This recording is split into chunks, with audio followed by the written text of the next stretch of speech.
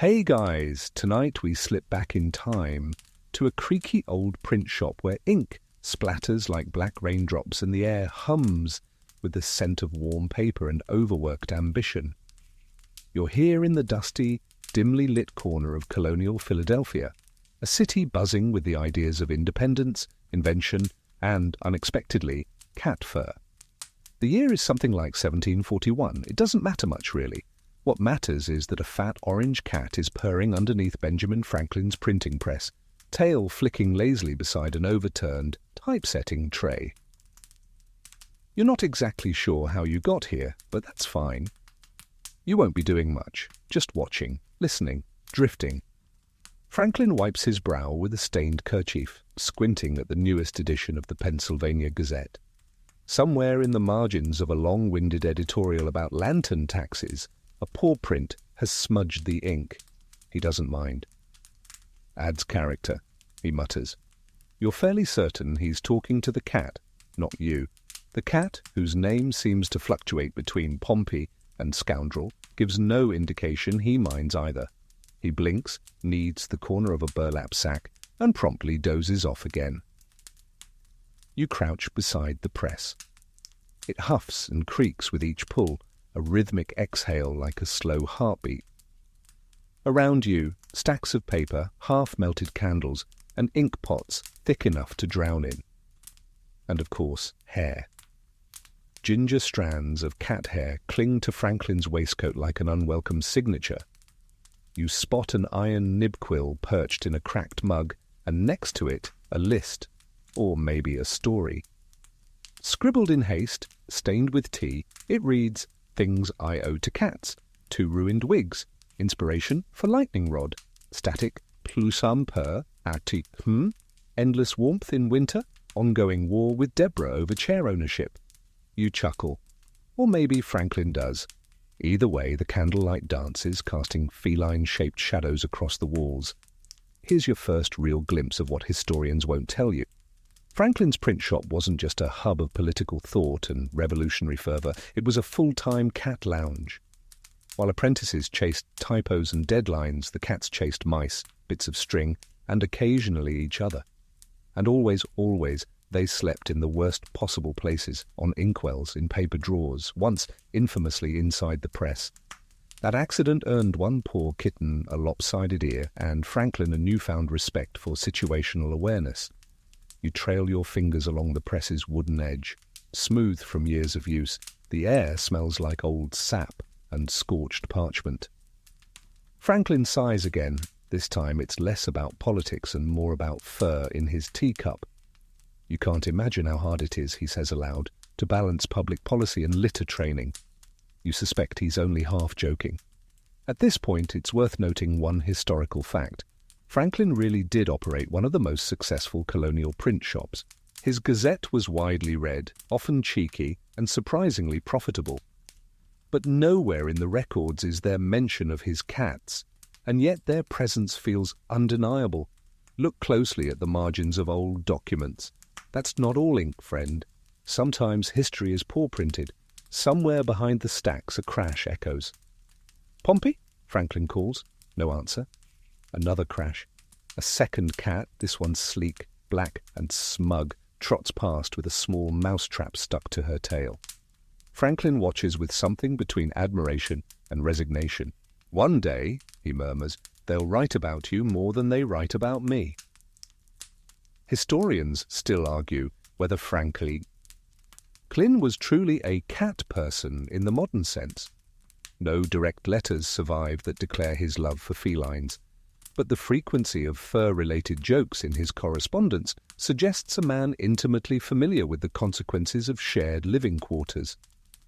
In one letter to his sister he complains, I find myself yet again relocated to the window bench, for my seat hath been reclaimed by a creature with neither political ambition nor personal shame. Outside, the city is quieter now. A horse clip-clops somewhere in the distance. A bell tolls. You glance around the room. Franklin's fallen asleep upright, head tilted slightly, quill still in hand. The orange cat is purring louder now, vibrating like a distant storm. It's warmer than it should be this late at night. Or maybe that's just the cozy glow of domestic chaos. You lie back against a sack of paper pulp, half listening as a nearby cat kneads into a folded colonial map. His claws stretch across New Jersey. As your eyelids flutter, one more oddity tickles the edge of thought. There's a tiny sign tacked above the press. Faded letters read, "No tabbies on the type trays. By order of the Printer General." Clearly ineffective. The tray currently hosts 3. Somewhere nearby a kitten sneezes, a candle flickers. Franklin mumbles something about marmalade and electricity. And just like that, you settle in. The night presses forward. You wake, or rather drift, into the musty velvet of a Parisian parlour, your legs wrapped in a lap blanket that smells faintly of lavender and cigar smoke. A harpsichord is plinking away in the corner, and soft voices swirl like champagne bubbles just beyond a heavy brocade curtain. You're not sure how long you've been here, but the teacup in your hand is warm and dangerously full. A striped tabby with one torn ear is perched on the armrest beside you. He's grooming his paw like he's the guest of honor, which tonight he absolutely is. Benjamin Franklin, now older, puffier, and smugger than before, is slouched on a chaise lounge, dressed in a robe that looks suspiciously like a bed curtain. His glasses sit low on his nose, fogged slightly from the wine. "I told them," he slurs softly, "this cat is a diplomat." Across from him, a cluster of powdered aristocrats whisper furiously in French. You don't understand all of it, but you catch the gist. Someone's slipper has gone missing, and someone's wig was found in the fireplace, shredded like a revolutionary pamphlet. Franklin shrugs. "He has opinions," he says, gesturing at the cat with a half-eaten eclair. "Mostly about footwear."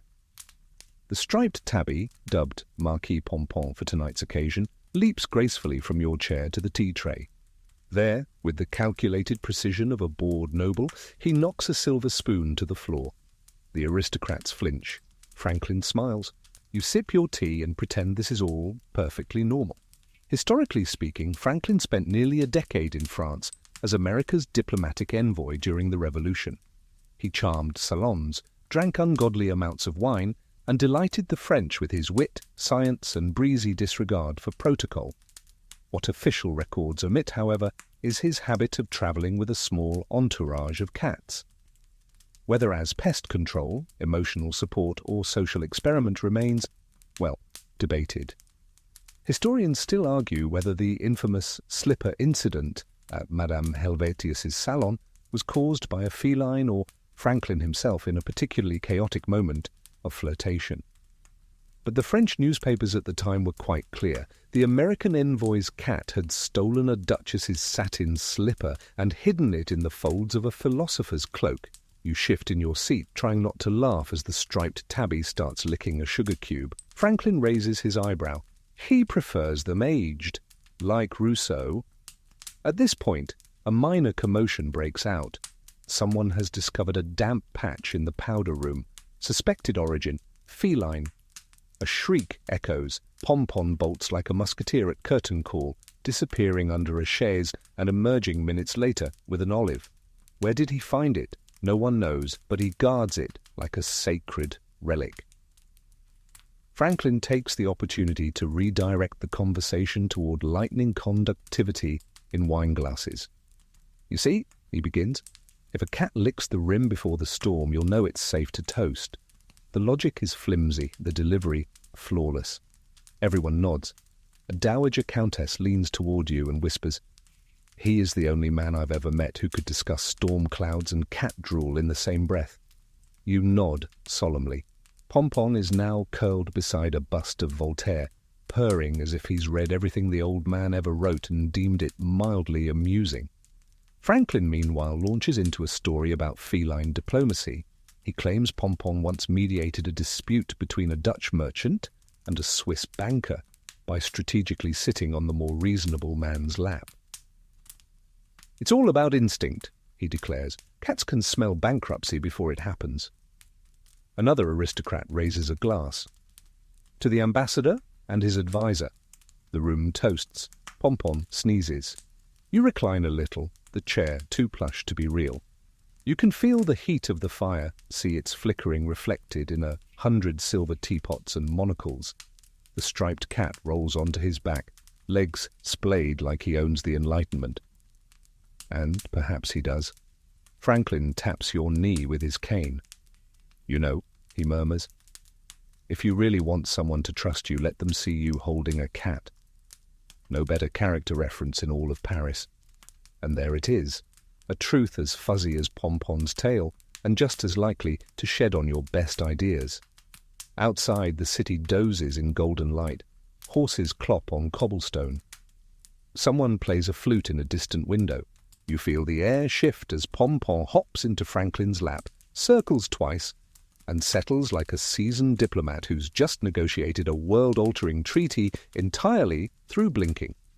The party drifts into laughter, soft debate, and the kind of philosophical musing that only happens when the candles are low and the wine is gone. You close your eyes as Franklin chuckles again, low, sleepy, and tangled in fur. Somewhere in the room, a noblewoman's second slipper disappears. Nobody dares question it. By now, you've come to accept that Benjamin Franklin's relationship with cats wasn't incidental.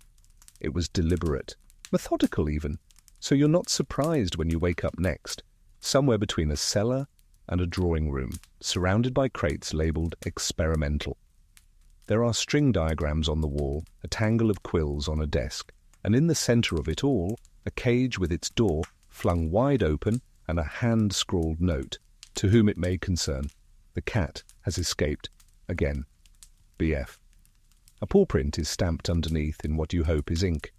Franklin appears from behind a crate, holding a satchel and a stack of tiny vests. "We're expanding communications," he says. "Postal cats, much faster than horses, less opinionated than couriers." You blink at him. "The concept is elegant," he continues, utterly serious.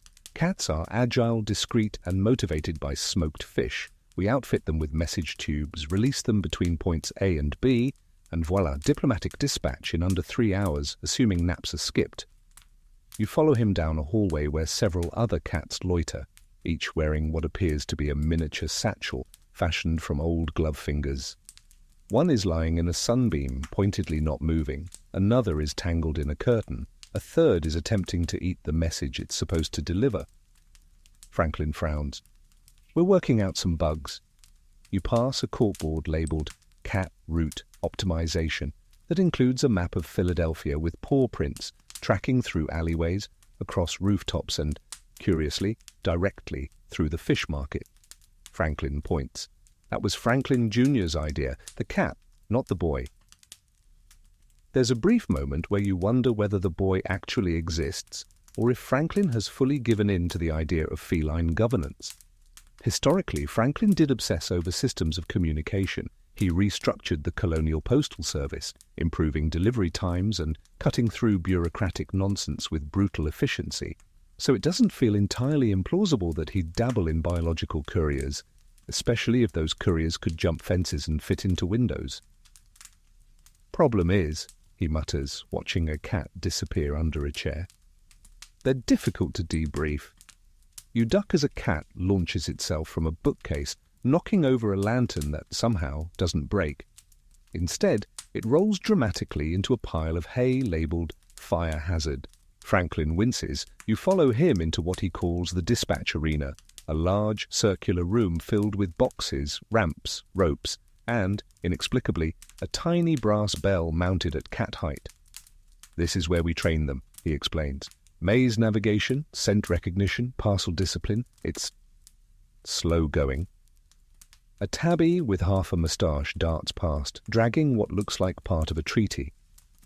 "Do they ever actually deliver anything?" you ask. Franklin doesn't answer immediately. Instead, he leads you to a small glass case on the wall. Inside is a yellowed note bearing paw punctures and faint drool stains. It reads, "Arrived Boston. Package eaten. Regards, Whiskers." "That," he says proudly, "was our most successful trial." You nod. Somehow it feels groundbreaking. A chalkboard stands nearby listing names and code numbers. Cat 01, Sir Hiss-a-Lot, insubordinate. Cat 02, Mildred, still in sealing. Cat 03, Chairman Meow, MIA, presumed napping, Cat 04, Buttercup, good with children, not deadlines. You watch as Franklin gently reattaches a scroll tube to Buttercup's vest. She immediately flops on her side.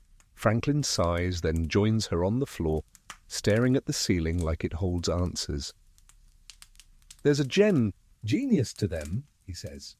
"Not the genius of order or progress, mind you, but the genius of chaos embraced. Every time I try to impose structure, they give me entropy wrapped in purrs.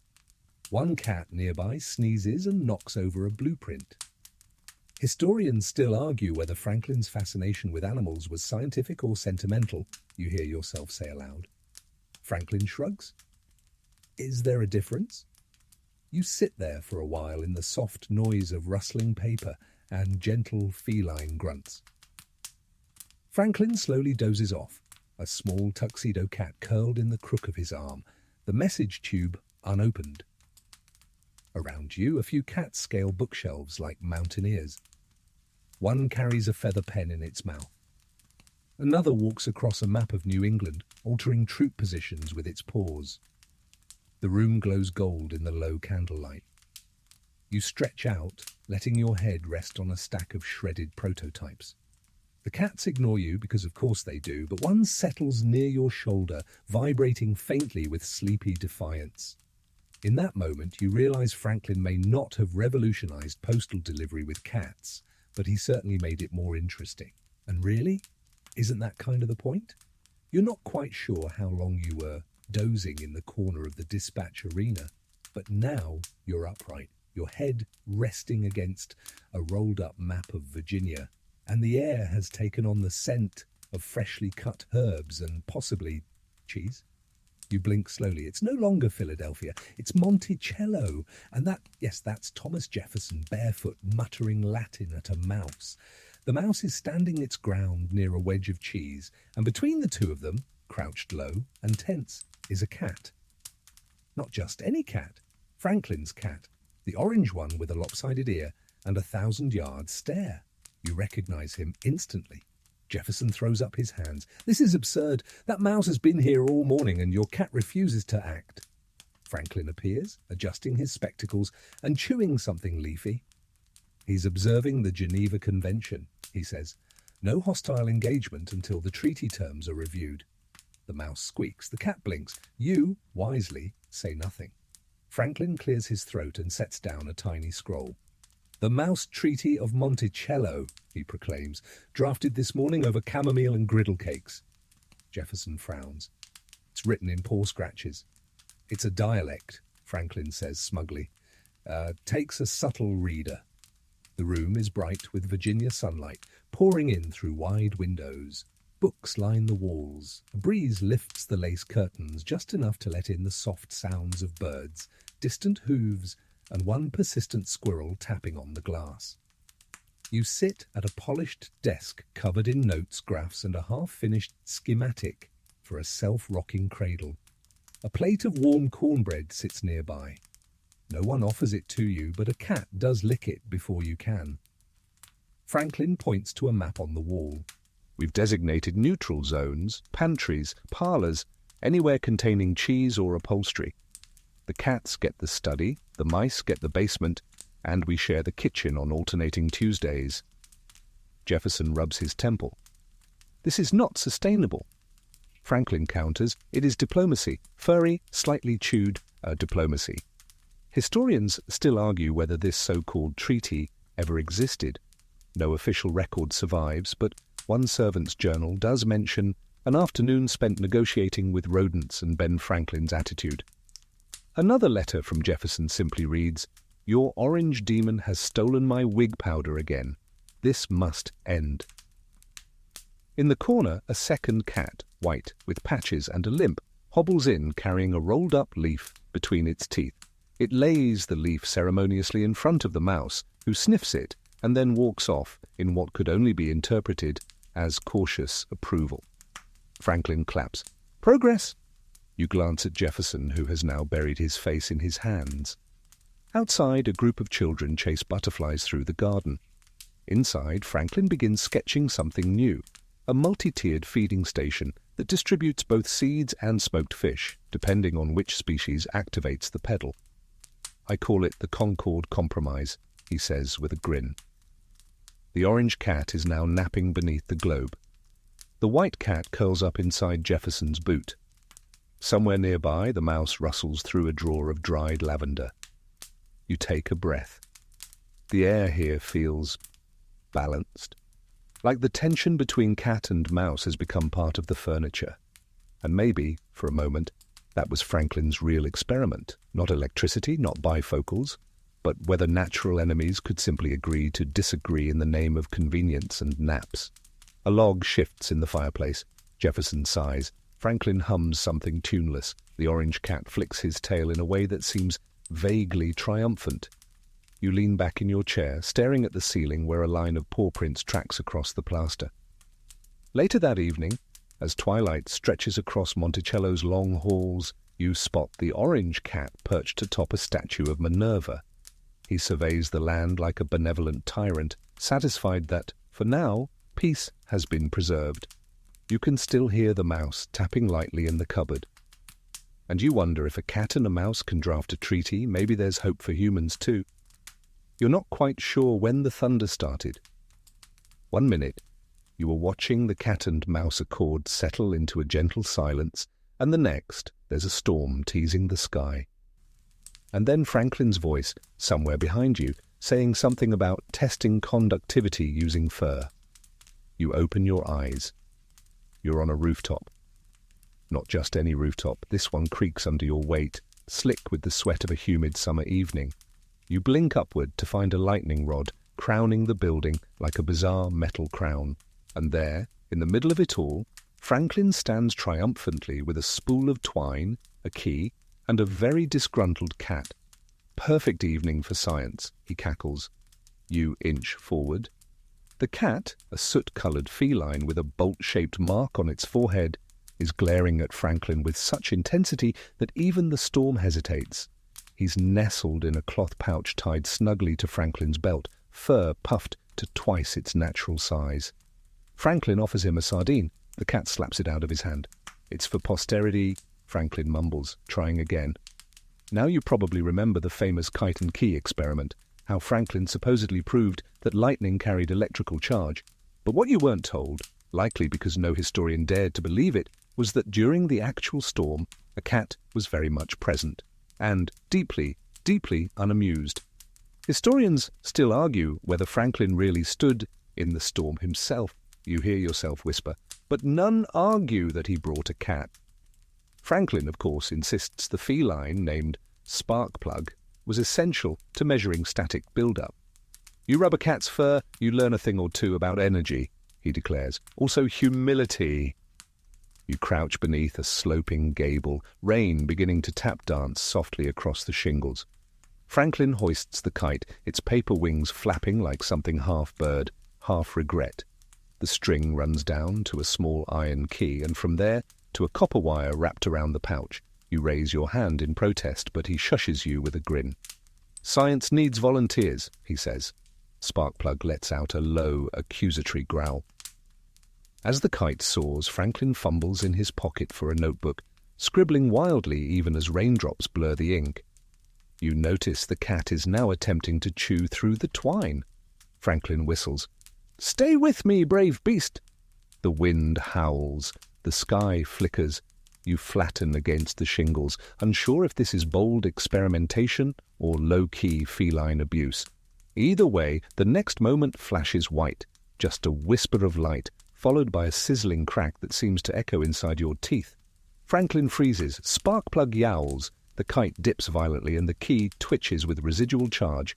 Franklin examines it, touches it gingerly, and then lets out a triumphant whoop. "We've done it!" Sparkplug sinks his claws into Franklin's hip and clings like a furry storm anchor. Franklin doesn't mind. Every great leap comes with a scratch or two. You blink away raindrops as the sky begins to settle, the lightning retreating toward the horizon like a satisfied beast. The cat looks frazzled, but unharmed, though his tail remains firmly puffed and trembling like a haunted pipe cleaner. Back inside, Franklin jots down equations while Sparkplug lies in a towel cocoon on a windowsill, glowering at everything. You're offered cocoa from a chipped mug and a seat near the fire, which you accept gratefully, though you're careful not to disturb the cat's towel. People think of lightning as the grand reveal, Franklin says, staring into the hearth. But it's the little shocks, the ones you get from a dry carpet or a fuzzy coat, that teach you the most. You nod. The cat sneezes. "Did I ever tell you," he continues, "that I first noticed electric build-up while petting a kitten in the winter? Little crackles across the fur, terrifying to the kitten, fascinating to me." You smile. Of course he did. You glance at Sparkplug. He's dozing now, wrapped in fleece, tail twitching with stormy dreams. Franklin tosses another log on the fire and leans back in his chair, humming something tuneless. Outside, the storm's growl becomes a purr. Inside, it's warm and full of quiet possibility. And somewhere in the middle of it all, beneath paper, twine, sparks and fur, you find yourself softly fading into sleep again. You drift awake to the smell of stew. Rich, hearty, and suspiciously herbal. Somewhere, something is bubbling and something else is hissing, and neither of those sounds seem entirely related to cooking. Your chair is. Ire is too low for comfort, the ceiling too close, the air thick with tension and time. Welcome to the Franklin kitchen. It's midday, though the windows are shuttered, casting a cosy gloom over the cluttered counters and sagging shelves. A fire cracks in the hearth, pots clink, and standing dead center in a floor-length apron and powdered cap is Deborah Reed Franklin, Ben's long-suffering wife, and, by all accounts, the true commander of this household. She is stirring something, forcefully. At her feet whines a tabby, green-eyed and shameless, meowing like it's opera night. You recognize the cat. One of the founding furballs, possibly the one that bit King George's toe, but that's another story. Hold tight. Ben enters.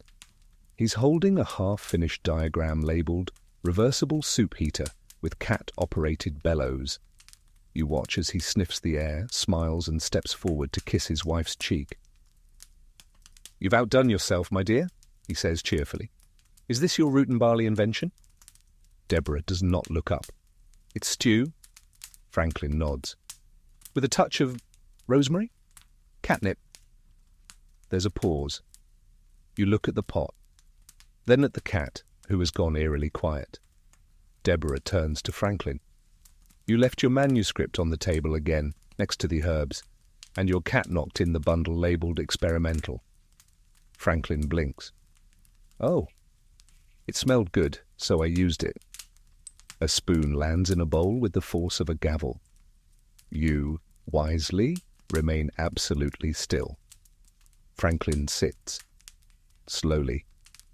The tabby jumps into his lap, purring like nothing is wrong. Deborah ladles stew for both of you and hands you a spoon that feels slightly too heavy, like it has witnessed things it will never unsee. You take a bite. It is confusing. Warm and rich, with hints of garlic, sure, but also something oddly invigorating. Possibly motivational. You imagine this is what ambition tastes like if you simmer it for 6 hours with onion. Franklin sips his and grunts thoughtfully. "I think I'm writing faster already." Deborah eyes him. "All your pupils are dilating." The tabby is now curled on the table, paw resting possessively on the ladle. Franklin gently moves the cat's paw, misses, and drops the ladle back into the pot. Historians still argue whether Deborah Franklin ever intentionally spiced her husband's meals with catnip, you hear yourself say quietly. Franklin perks up. It's possible she was experimenting with passive behavior control. Brilliant, really. Deborah doesn't respond. Instead, she starts kneading bread dough with such controlled fury that the yeast visibly surrenders. The tabby yawns. Franklin, still slurping his stew, begins composing a new letter. "My dearest Deb, I find myself invigorated by your stew. Surely the culinary twin of galvanic inspiration. Enclosed is a list of topics I plan to conquer before dinner. Municipal plumbing, lunar tides, and several overdue apologies." You glance over. He's actually writing it. The cat now sprawls across the parchment, tail dipping occasionally into the ink. Franklin simply writes around it. You take another spoonful. The flavor has grown friendlier, as if the stew itself has warmed to your presence. The sensation is oddly reassuring. In the corner of the room, a second cat appears, pale grey, with a scar over one eye and the sort of limp that implies a long history with furniture. He sits beside Deborah and stares at the oven as if expecting it to confess something. Deborah sets a fresh loaf to rise and wipes her hands. I need to go check on the wash. Franklin looks up. Shall I stir the stew? No, she says firmly. Then she turns to the cat. Watch him. The grey cat blinks once, then narrows his eyes at Franklin, who immediately adjusts his posture and refolds his napkin. As soon as she leaves the room, Franklin leans toward you. She doesn't trust me alone with the seasoning anymore. Something about the cinnamon incident. You nod solemnly. That would explain the scorched cinnamon ink bottle sitting on the windowsill. The tabby sneezes. Outside, a soft breeze pushes the shutters open for just a moment. Sunlight spills across the table like spilled tea. The kitchen, despite its chaos, feels timeless, familiar. Like 1,000 lunches stitched together across years, across ideas, across the lives of cats who may or may not have eaten Franklin's rough drafts. Franklin refills your bowl. You eat in silence. The stew is better now, settled, balanced. It hums in your chest like a purr. And from somewhere deeper in the house, you hear Deborah calling. If either of you try to add cheese to that stew again, I will hide every feather pen in the city. Franklin chuckles. The grey cat smirks. The tabby burps. It is, you think, a perfect afternoon. The fire has burned low, casting long shadows across the parlour rug. Franklin, half draped over an ottoman, snores gently beneath a quilt that may or may not have been recently occupied by a family of kittens. You, stretched on a too-narrow settee, are starting to feel the edges of dream again when, crash, then another. You sit bolt upright just in time to see a powdered wig fly past the doorway like a startled bird. A yelp echoes, a butler shrieks. Somewhere porcelain shatters, and then a very British voice muttering, "Whiskers be damned!" Welcome to London.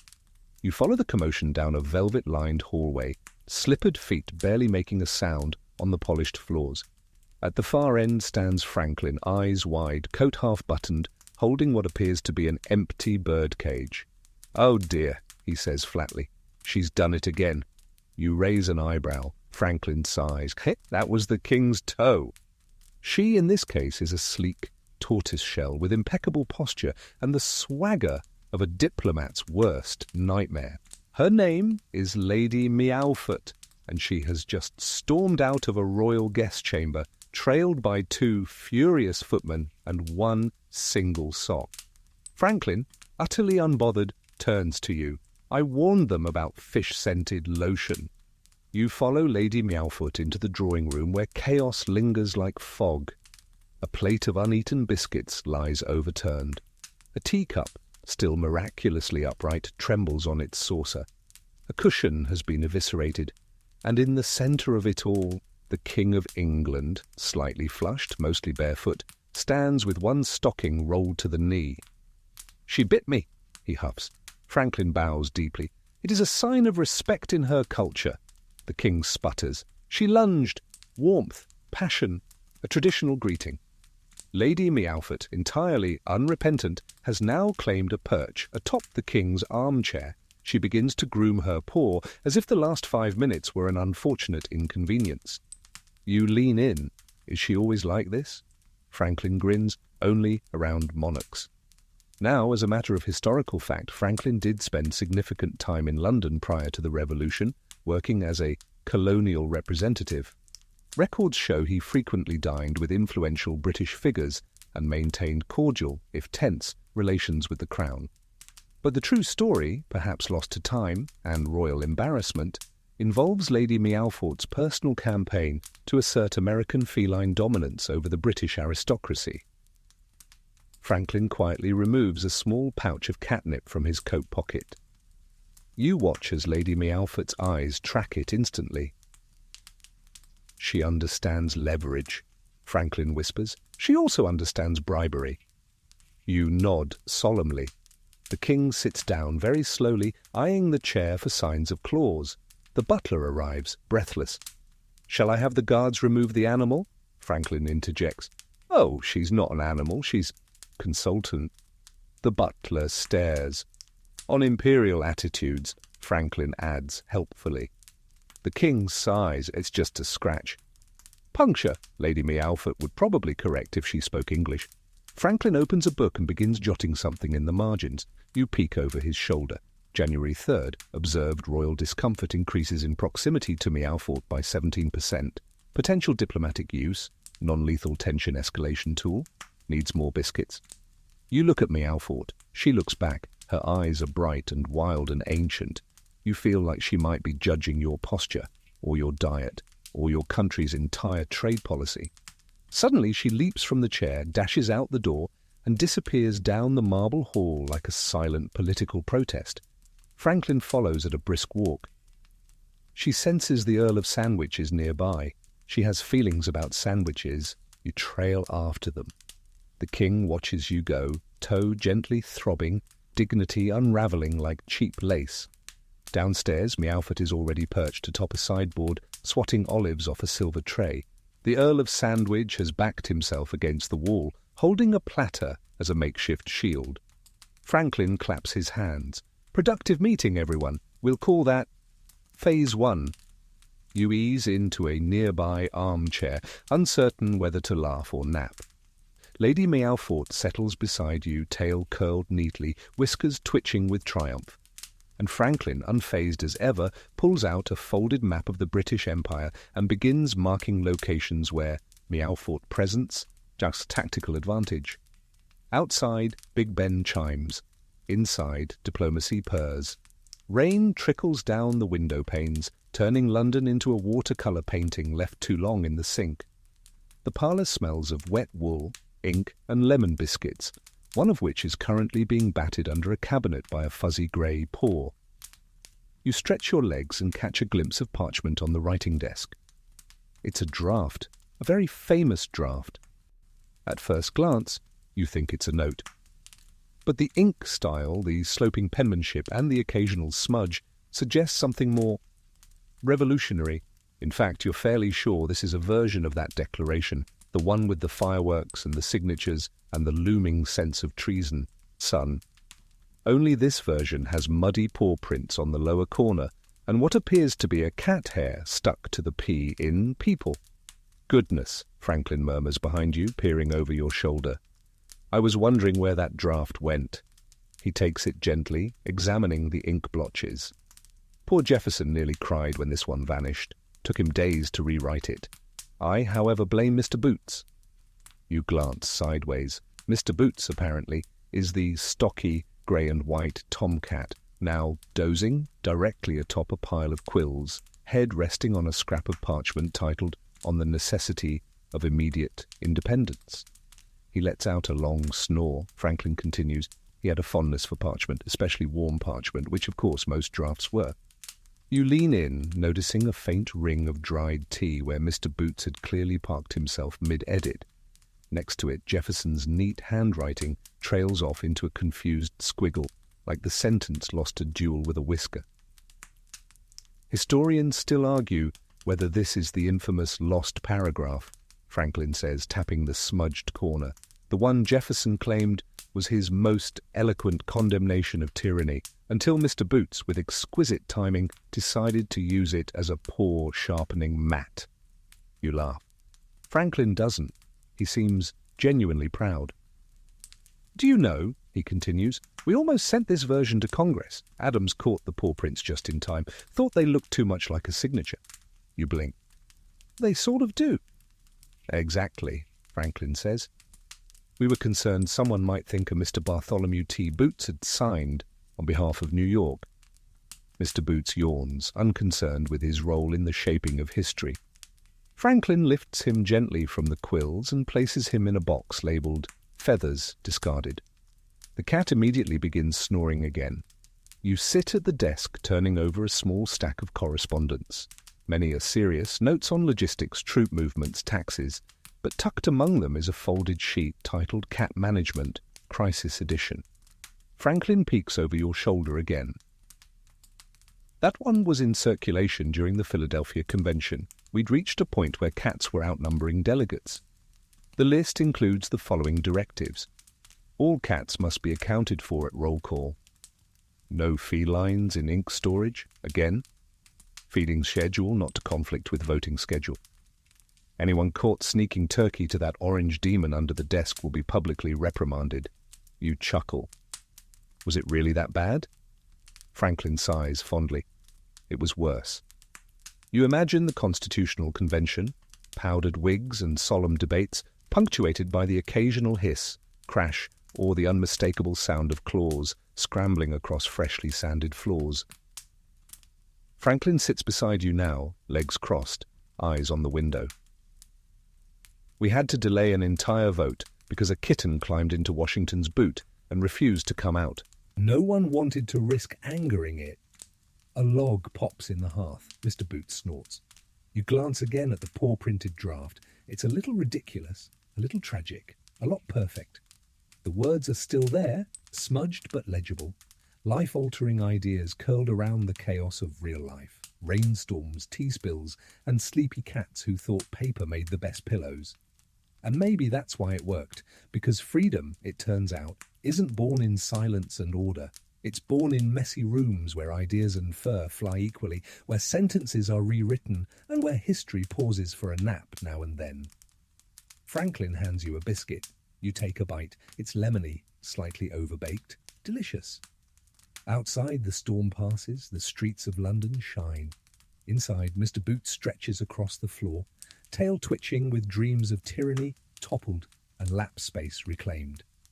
And in that quiet, scribbled, paw-printed moment, you realize that sometimes the true signature of a revolution doesn't come in ink, it comes in whiskers. You're seated now in a strangely warm chamber that smells like roast chicken, candle wax, and something very faintly resembling philosophy. The walls are crowded with paintings, bookshelves, and inexplicable marble busts of people who look like they never smiled. A fire crackles nearby. The whole room buzzes, not with conversation, but with low, contented purring. You glance around. There are cats, not just one or two. No, this is a gathering, a full assembly of cats, perched on mantels, lounging on velvet chairs, peeking from behind curtains, and even occupying one entire shelf, labelled Voltaire, lightly chewed. Franklin, barefoot and very much at ease, sits cross-legged on a large cushion with a tea tray beside him and a Siamese draped across his shoulders like an academic scarf. "Welcome," he says softly, "to the Philosophical Cat Salon." You blink. The Siamese meows once. Another cat on the windowsill blinks slowly in agreement. Franklin picks up a worn notebook and flips it open. Inside are diagrams, quotes, and what appears to be a paw-print voting system. He looks over his glasses at a long-haired calico stretched elegantly across a stack of journals. "Lady Beatrice," he says, "do we still oppose Locke's stance on innate knowledge?" The calico lifts her head, flicks her tail twice, and curls back up. Franklin nods solemnly. "Noted." You look to your left. A fluffy white cat is staring at a candle flame with the intensity of someone contemplating the nature of existence. A tabby nearby is licking its leg, clearly unbothered by Descartes. "Historians still argue," Franklin begins, "whether these salons had any measurable impact on the Enlightenment." He sips his tea. "But I argue they did. Every night I brought a new idea, and every night they rejected it with dignified silence, mild clawing, or absolute indifference." You lean back. The sofa cushion behind you meows softly. You scoot forward again, and a sleepy ginger face peeks out. "My cats," Franklin continues, "excelled at eliminating unnecessary complexity. You present them with a 5-point treatise, and they walk across it, quite literally, reduces nonsense quickly." He sets down his teacup and opens a fresh page in his notebook. A grey kitten immediately leaps onto it and begins chewing the quill. Franklin doesn't flinch. Criticism noted. You begin to understand that these weren't casual pet moments. These were nightly debates, each cat a character, the skeptic, the hedonist, the nihilist, the bureaucrat who only shows up when someone opens a box. One of them bats a crumpled scrap of paper your way. You open it. It reads, "All knowledge is conditional, except treats." You nod, slowly. It tracks. A candle flickers. Somewhere in the walls, something rustles. No one moves. A large orange cat with the body of a bowling ball and the name Professor Mutton climbs onto Franklin's lap and settles with a groan. Franklin, undeterred, begins reading from a paper titled "On the Instinctual Morality of Unsupervised Creatures." He doesn't get very far. Professor Mutton sneezes on the second paragraph, then falls asleep purring like an idling carriage. Their feedback is subtle, Franklin says, trying to wipe the ink smudge from his sleeve. Sometimes, he adds, I think the only reason I ever got anything published was because no cat stopped me. They're very selective. They have standards. The calico sneezes. Another cat knocks a copy of Common Sense to the floor. You're not sure if that's editorial input or just gravity. You rise, stepping carefully over a sleeping cluster near the tea tray. There's a small chalkboard propped against the hearth with the words, "Tonight's topic, do we meow, therefore we are." It's mostly been scratched out and replaced with, "Feed us." Franklin shrugs. They have their priorities. The fire burns low now, the room quiets even further. One by one, the cats settle. Lady Beatrice curls atop a globe, Professor Mutton snores gently against Franklin's ribs, and the grey kitten is chewing on Kant. You find yourself sinking into a cushion beside a tabby with half a whisker missing. He blinks at you once, then returns to gazing at the fire like it might offer answers to unspoken questions. And as the last log cracks in the hearth, Franklin mutters, "Sometimes I think they understand more than we do. Or maybe they just don't care," which is enlightening in its own right. He exhales. The Siamese across his shoulders stretches, flicks her tail and rests again. The room fades into softness, paws twitching in dreams, parchment rustling beneath whiskers, the air thick with old ideas and gentle disregard. And just before sleep takes you, you hear a purr, long and low, and realize it might be yours. The candlelight has dimmed to an amber flicker, but the dream doesn't let go.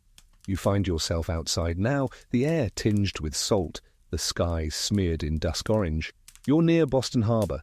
The cobblestones beneath your feet are uneven, echoing softly as you step, carefully, because a cat just darted across your path with an envelope in its mouth. A black cat, sleek, swift, and wearing a red ribbon like a Medal of Honor. You squint. The cat pauses under a wooden cart and glances at you with eyes that look like they've seen secrets. From behind you, Franklin hurries forward, cravat askew, breeches slightly damp. "There she goes," he mutters, "my best informant." You raise an eyebrow. He explains without breaking stride. "We call her Whisper. Technically a civilian, functionally a spy. You follow him through the market, past barrels of molasses and piles of fish, until you reach the edge of the dock. There, seated with perfect poise atop a crate marked salted cod, is Whisper. Franklin tips his hat. "Report." The cat blinks, turns, and disappears into a stack of ropes. Franklin chuckles. "Classified." You sit beside him as the harbour sways gently, moonlight glinting off the water.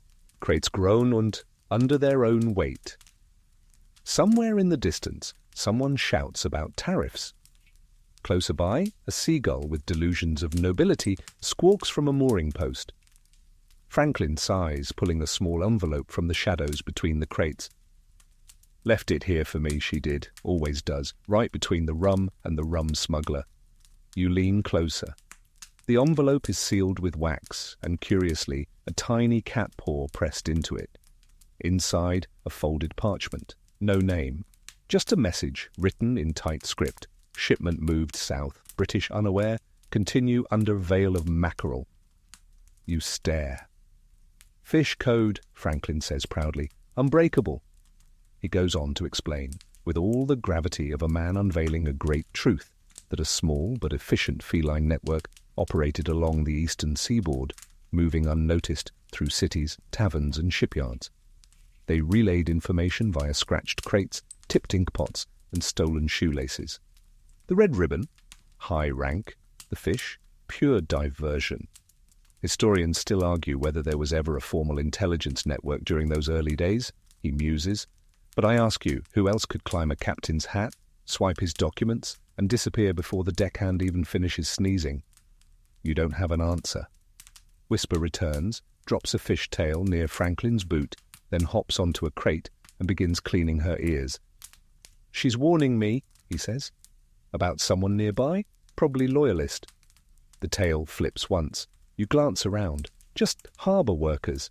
A woman selling apples, a man feeding pigeons. Nothing out of the ordinary, unless, of course, you're looking with cat-trained eyes. Franklin scribbles something on a piece of oilskin, tucks it into a hollowed walking stick, and taps it twice against the dock. Whisper vanishes. That's the handoff, he says. She'll pass it along to a tabby in Portsmouth by dawn. You try to imagine the logistics, the routes, the reliability. Franklin hands you a folded paper, a map of the northeast, annotated not with cities, but with cat names. Salem, Thistle. Tabby prefers rooftops, hates rain. New Haven, Mittens, white, missing ear, don't ask.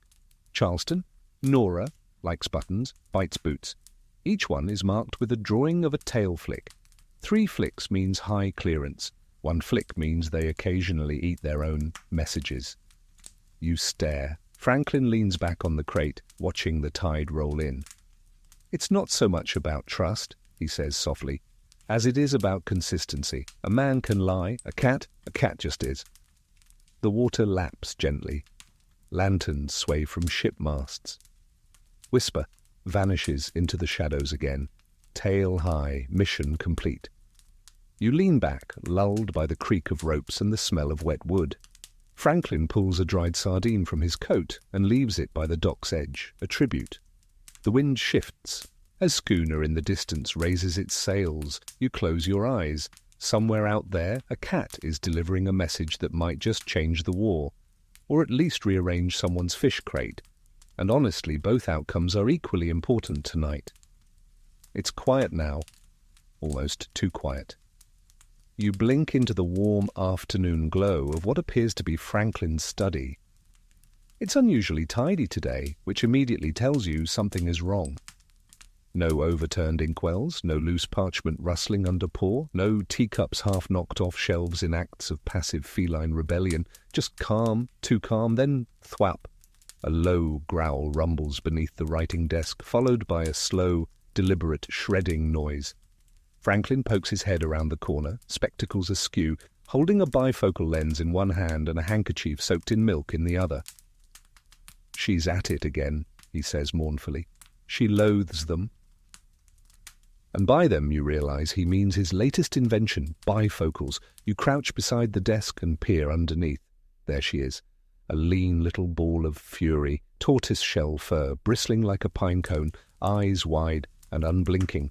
A pair of Franklin's bifocals, bent and tooth-dented, lies beside her, as if she has just bested a worthy adversary. This, Franklin mutters, is Tabitha. She believes glasses are unnatural. You sit on the rug as Franklin lowers himself beside you, rubbing a scratch on his wrist. I tried to explain the theory, he says.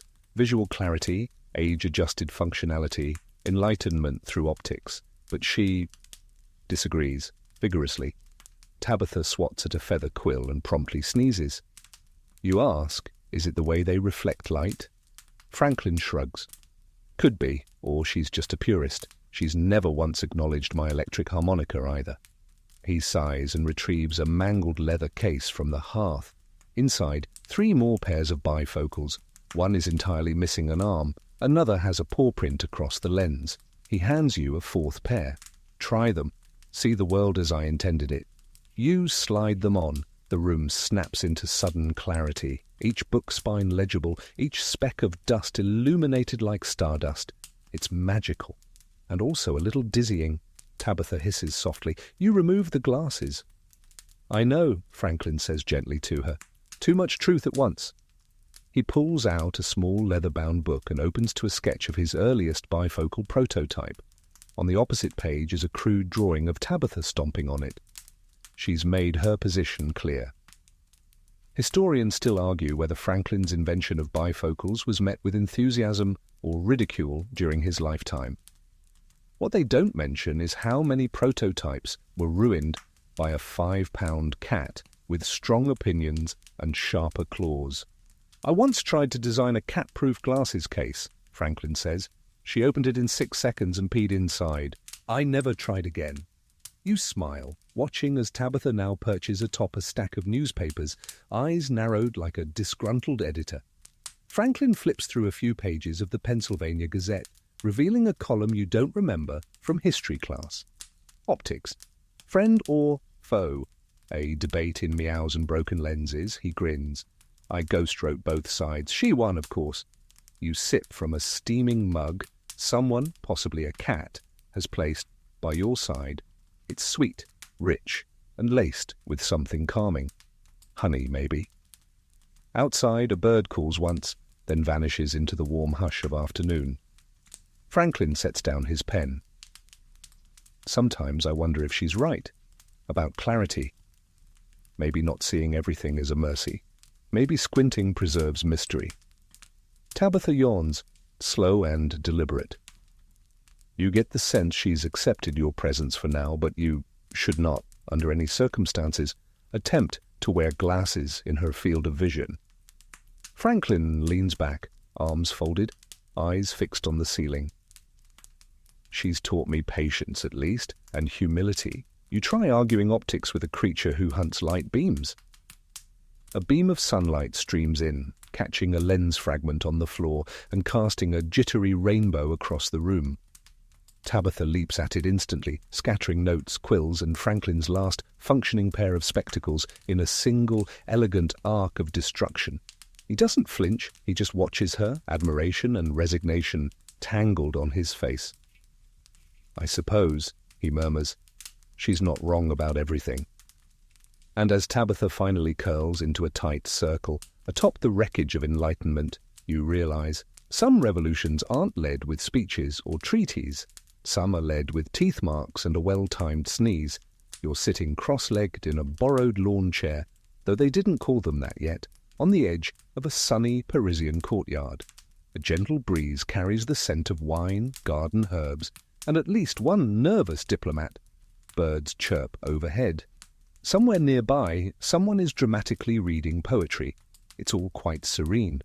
Until a French nobleman knocks over a fruit bowl and shouts, "Ce chat m'insulte!" Franklin, leaning back beneath a flowering trellis, doesn't even open his eyes. He's just yawning Claude. But Claude, a marquis with too many ruffles and not enough patience, looks ready to duel. All because of a tabby cat. Not just any tabby, this one lounges arrogantly on a wine barrel, paws crossed, tail flicking with supreme indifference.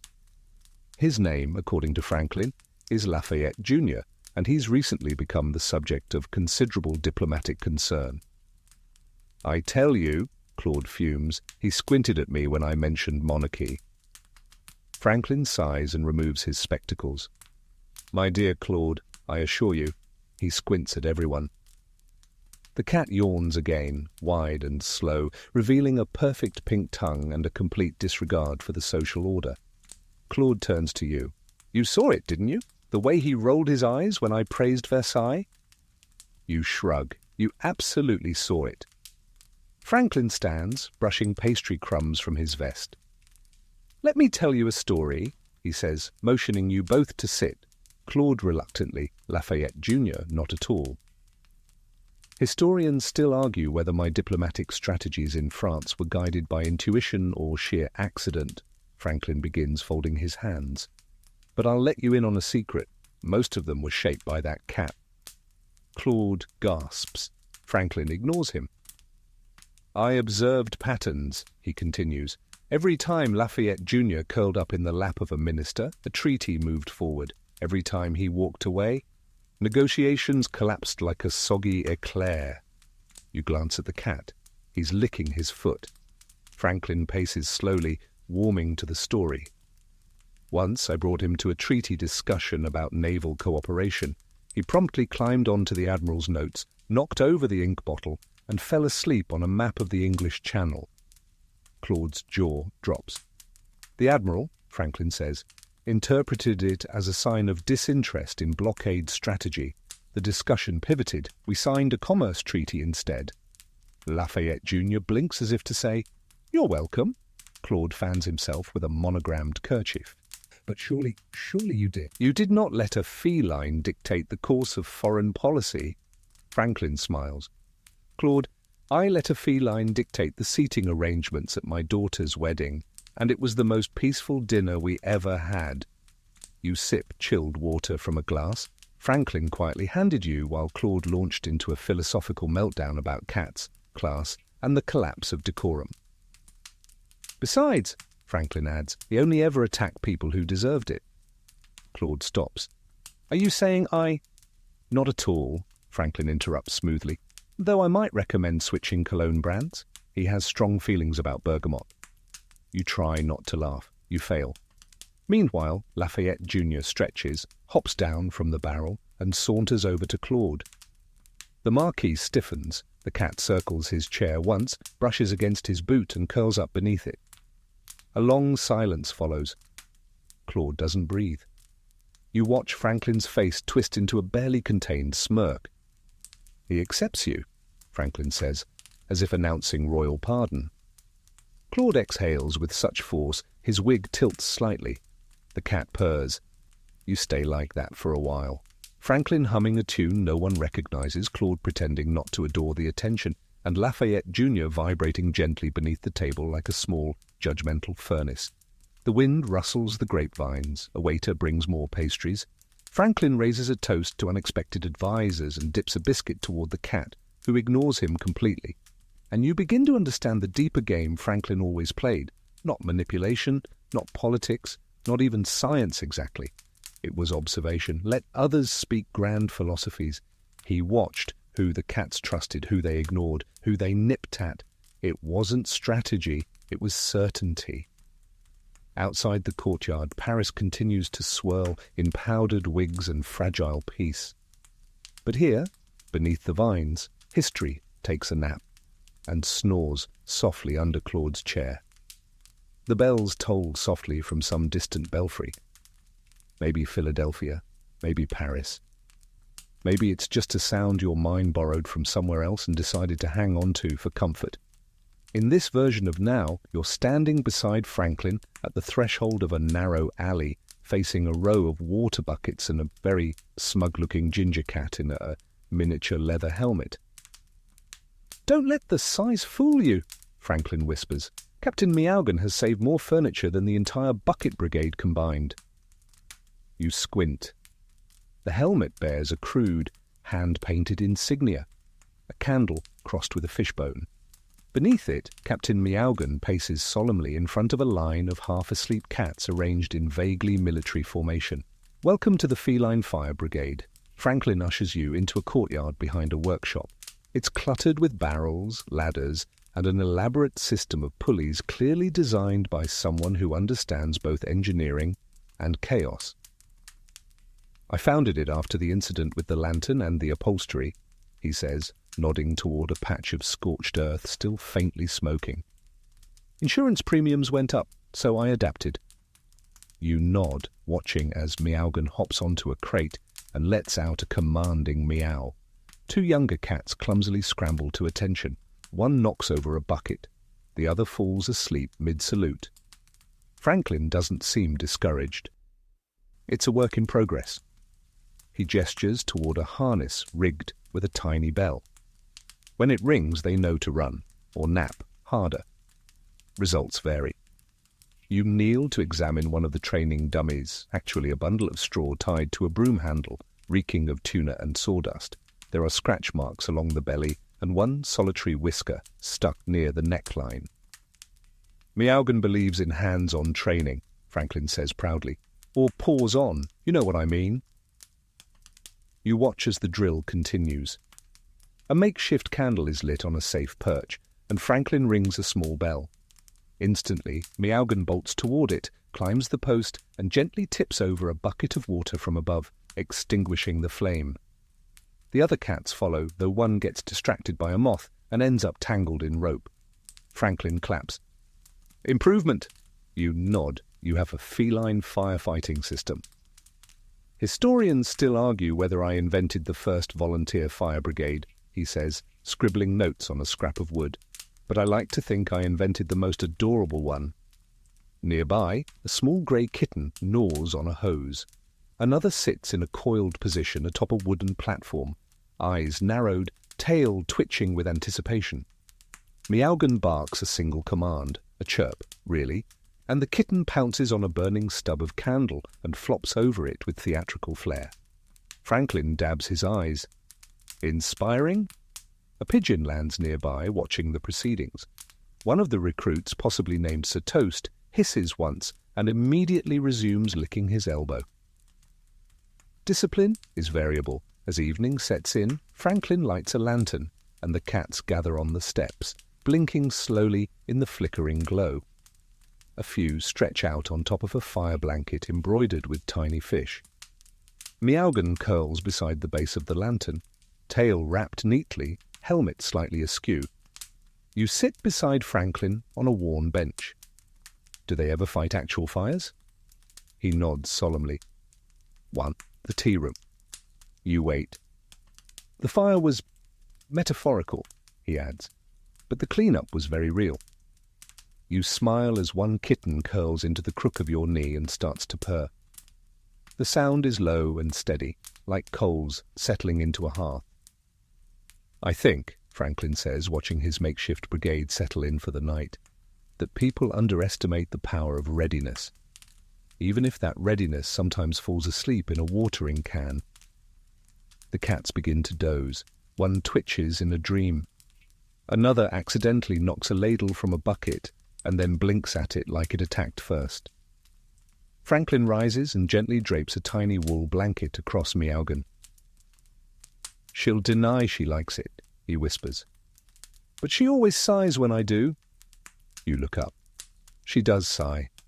The courtyard dims, the city quiets, and under the watchful eye of a ginger cat in a helmet, the night sleeps safer.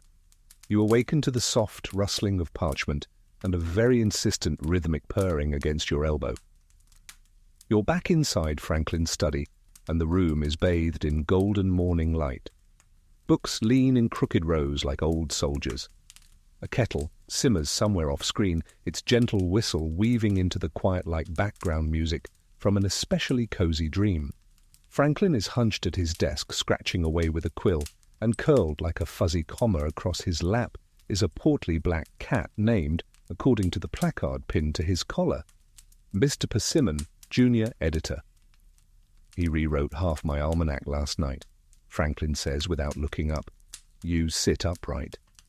Mr. Persimmon twitches an ear and immediately begins kneading Franklin's thigh with the seriousness of a man reworking a constitution. It was supposed to say, early to bed and early to rise makes a man healthy, wealthy, and wise. Franklin pauses and lifts the parchment. Now it reads, early to nap and never to jog makes a cat smug, fluffy, and plump. You blink. It's not wrong. Exactly, Franklin says deadpan. Which is why I'm keeping it. He gestures toward a large pile of galley proofs, all covered in elegant typeset, except where paw prints have smeared ink or full paragraphs have been replaced with jagged scratches and one ominous-looking fishbone doodle. He has opinions, Franklin murmurs. Strong ones. You leaf through the pile and find an entire page titled Poor Richard's Feline Companion. Proverbs for the moderately indifferent.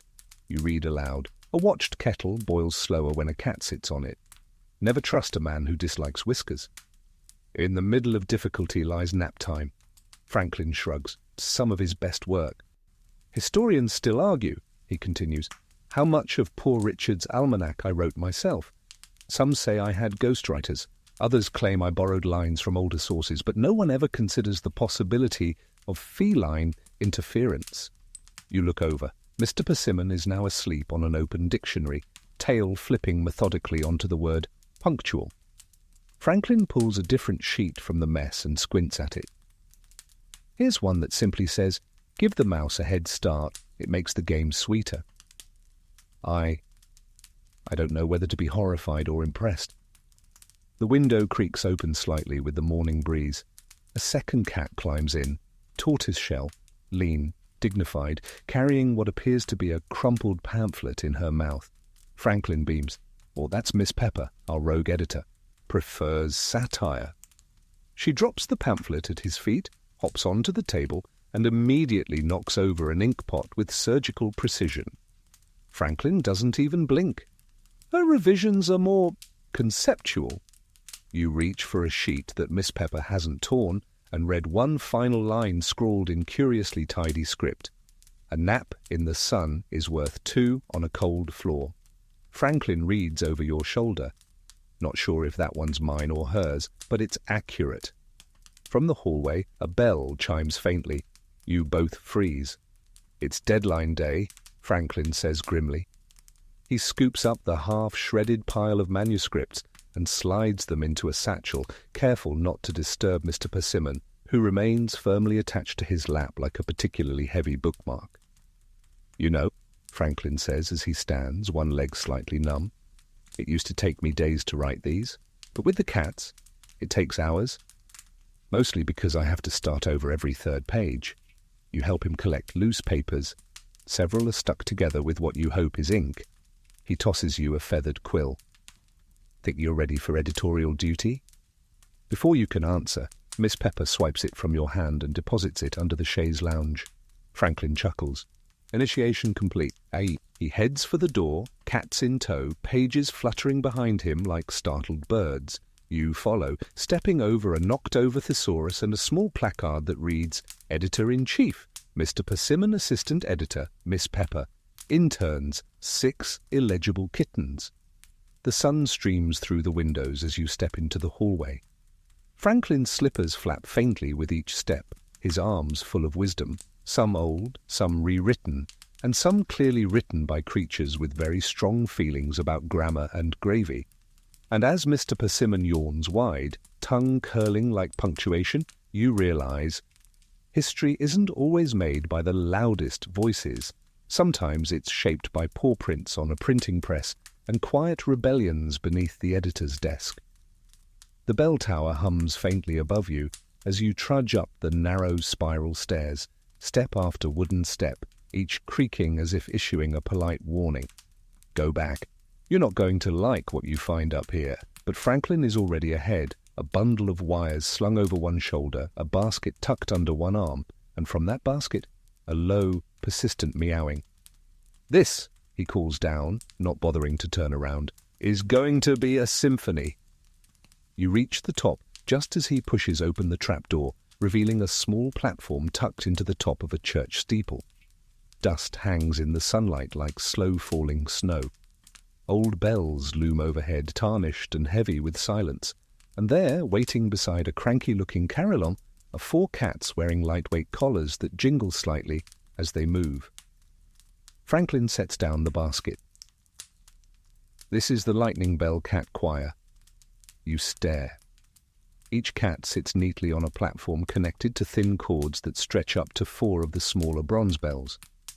A crank and pulley system allows each feline, by walking, shifting, or leaping in a particular direction, to tug one of the cords and ring the bell.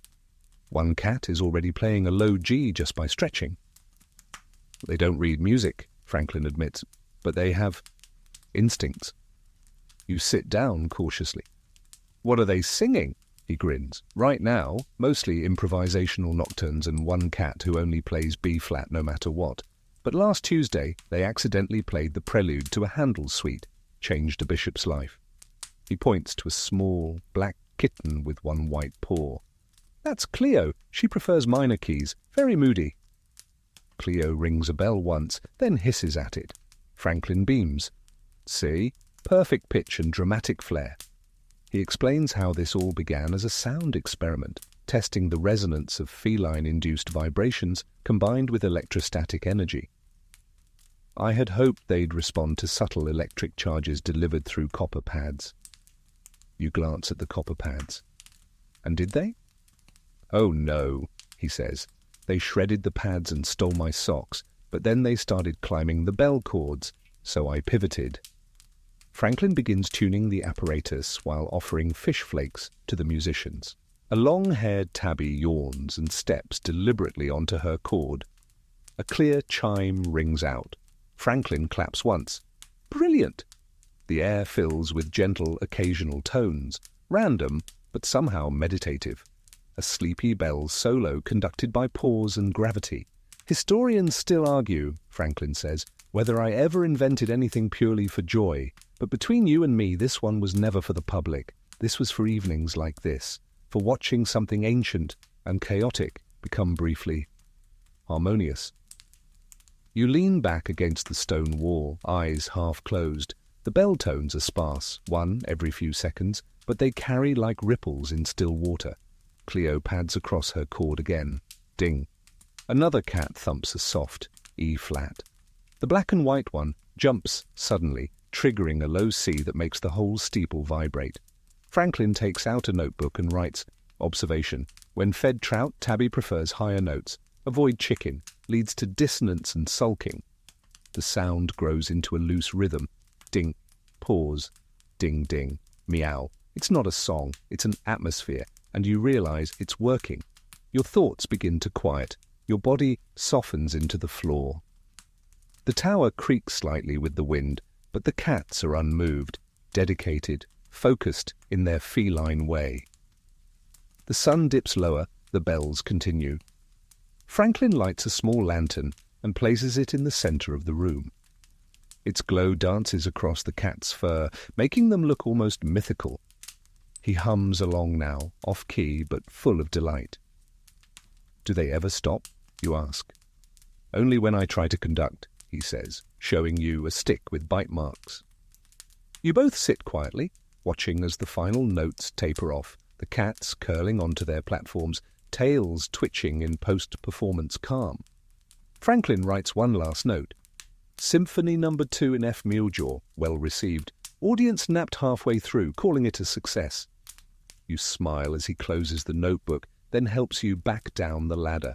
One cat follows, then another. The tower above grows still again, the bells silent, holding their last tune inside like a warm secret. And as the trapdoor thunks shut, you hear one final bell ring. Soft, slow, maybe just for you. The sound echoes like a purr. The candlelight flickers across polished wooden desks and piles of parchment, casting long, sleepy shadows across the chamber floor. You're seated in a corner chair, quietly nursing a cup of lukewarm tea that tastes faintly of ink and dust. And somewhere beneath your feet, you hear a muffled sneeze, then a sneeze again, then a very tiny, barely audible meow. You lean over the armrest, peek under the desk, and there, curled in a tight little spiral between James Madison's boot and the hem of Benjamin Franklin's coat, is a striped tabby with a serious case of ink on the nose. Ah, Franklin says, not even glancing down. There's Whimsy. Madison looks over with the haunted expression of a man who's been trying to write a legally binding sentence for 6 hours while simultaneously being kneaded by tiny paws. She's heard every clause of the proposed Constitution, twice. 3 times, Franklin corrects. She meowed during the Commerce Clause draft. Whimsy sniffs once, twitches her tail, and resumes licking Madison's cuff with extreme focus. You glance around the room. This is not how you imagined the Constitutional Convention. There's less shouting, more yawning, and more cats than you'd expect for a document that would shape a nation. One is sprawled across Alexander Hamilton's notes, tail gently erasing economic policy. Another sits atop a crate of reference books, gazing down like a bored librarian. A third is perched directly on the quill tray, paw swiping with rhythmic menace. Franklin sighs. The founding felines. None of them were invited, all of them came anyway. He scratches behind Whimsy's ears. She purrs loud enough to disrupt a discussion about state representation. Historians still argue whether cats were truly present during the convention, he adds, slipping a biscuit into his pocket as if it's a bribe. No paintings include them. No official record mentions them. But then official records also forget to mention spilled tea and snoring delegates. You glance at George Washington, who sits near the window, ramrod straight, a stoic mask of dignity. At his feet lies a calico kitten curled into his boot. She shifts once, presses against his shin. Washington doesn't react. Franklin leans toward you and whispers, "That one's name is Liberty." Washington insists they're not close. The calico purrs. At the center of the room, a heated discussion rises about the exact wording of Article 1, Section 8. A Maine Coon cat promptly jumps onto the table, scattering quills, then flops squarely across the draft document. No taxation without naps, Franklin mutters. Hamilton glares. "Can someone please remove this beast?" Jefferson, seated nearby with his own tabby on his lap, doesn't even look up. "It's a shared government. She's exercising her constitutional right to intervene." Franklin chuckles. "Sharp, Thomas, I'll make a note of that." He does, with a pen half chewed by Whimsy. You take a deep breath, soaking it all in. The scent of wax and parchment, the occasional pop from the fireplace, the hypnotic blend of political theory and low-frequency feline snoring. A delegate coughs, a tail swishes. Someone drops a law book with a dull thud, prompting 5 cats to scatter and 1 to blink lazily in place. Later that evening, as tempers settle and chairs creak back from tables, the final draft lies on the table, slightly wrinkled, one corner smudged with paw grease and entirely untouched by further edits. Franklin signs first, then Washington, then Madison, who has to gently peel Whimsy's paw from the inkwell to dip his pen. You watch the scene from your seat, feeling the strange and quiet weight of history draped over everything, like a blanket pulled halfway up your chest on a cold morning. There's no applause, just a slow exhale. Franklin turns to you. "You know," he says softly, "they'll study this for centuries. They'll debate every line, every comma, but no one will remember the cats, not the way we will." Whimsy leaps onto the chair beside you and promptly falls asleep on your arm. And as the room dims, as the bells of Philadelphia chime midnight, you understand. This moment, the one etched into every future textbook, was watched over by creatures who asked nothing but warmth, a lap, and the occasional slice of smoked fish, a government by the people, but founded with fur. The sun glints off the harbour, bouncing light off sails, windows, and Franklin's slightly smudged spectacles as he squints toward the docks with one hand, shielding his eyes, and the other gripping a crumpled letter. "She's back," he says, voice soft with disbelief and awe. "That ridiculous, magnificent creature made it."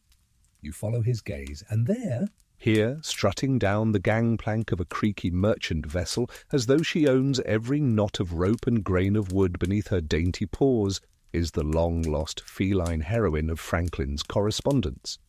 Her name is Abigail, though she's been called many things, that stowaway, fish-thief extraordinaire, and her imperial slinkiness among them, a lean, elegant tabby with white boots and a collar made of, yes, French lace. She vanished in March, Franklin mutters. Boarded the sloop under cover of fog, took 2 hams and my monogrammed wig with her. Now, 4 months later, Abigail has returned, fat, smug, and trailing the scent of Parisian perfume. Franklin kneels as she reaches the end of the dock. "Where have you been, you scandalous diplomat?" Abigail blinks, yawns, and immediately rubs her cheek against the edge of his boot. "She smells like croissants," you whisper. "She always smells like croissants," he says, scooping her up. "She's a menace, and also perfect." He carries her through the streets like a war hero, waving off offers of payment, questioning, or congratulations. "This cat," he declares to a startled butcher, "has seen things." Abigail licks her paw, Back at Franklin's house, the reunion is chaotic.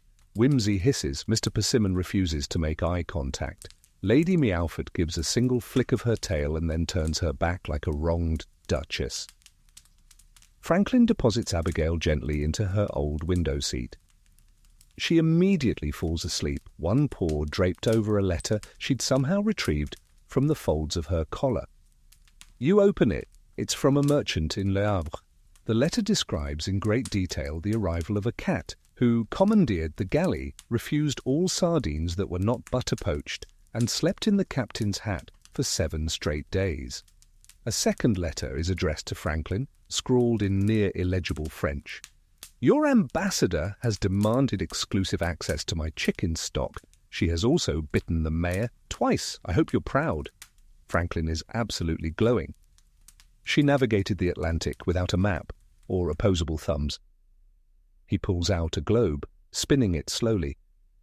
We've only guessed at what she saw: the shipyards, the taverns, the diplomatic salons of feline France.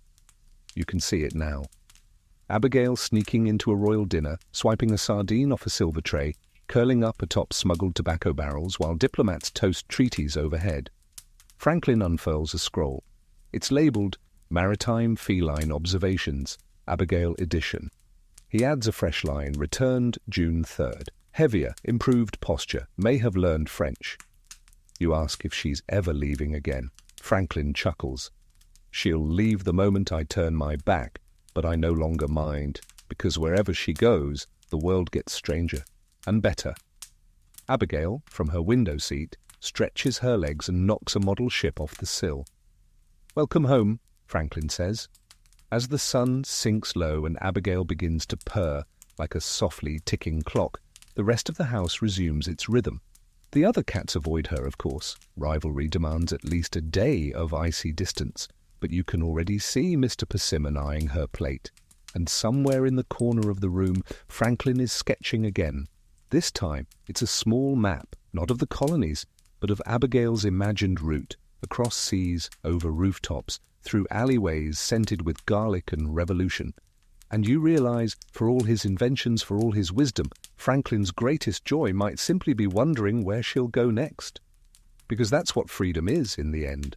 The door slightly open, the window just wide enough, the boat rocking gently, calling your name. And a cat, somewhere out there, already gone again. You're not sure who let the cat near the balloon, certainly not Franklin, at least not intentionally. But when you round the corner into the meadow behind his house, there it is. The half-inflated silk balloon bobbing in the breeze and clinging to the basket's edge with all the calm of a creature who believes it owns the sky, is a marmalade cat with a single white paw and a very bad sense of timing. Franklin is sprinting across the field, powdered wig flapping like a defeated flag. Gingersnap, no! But Gingersnap, of course, does not care.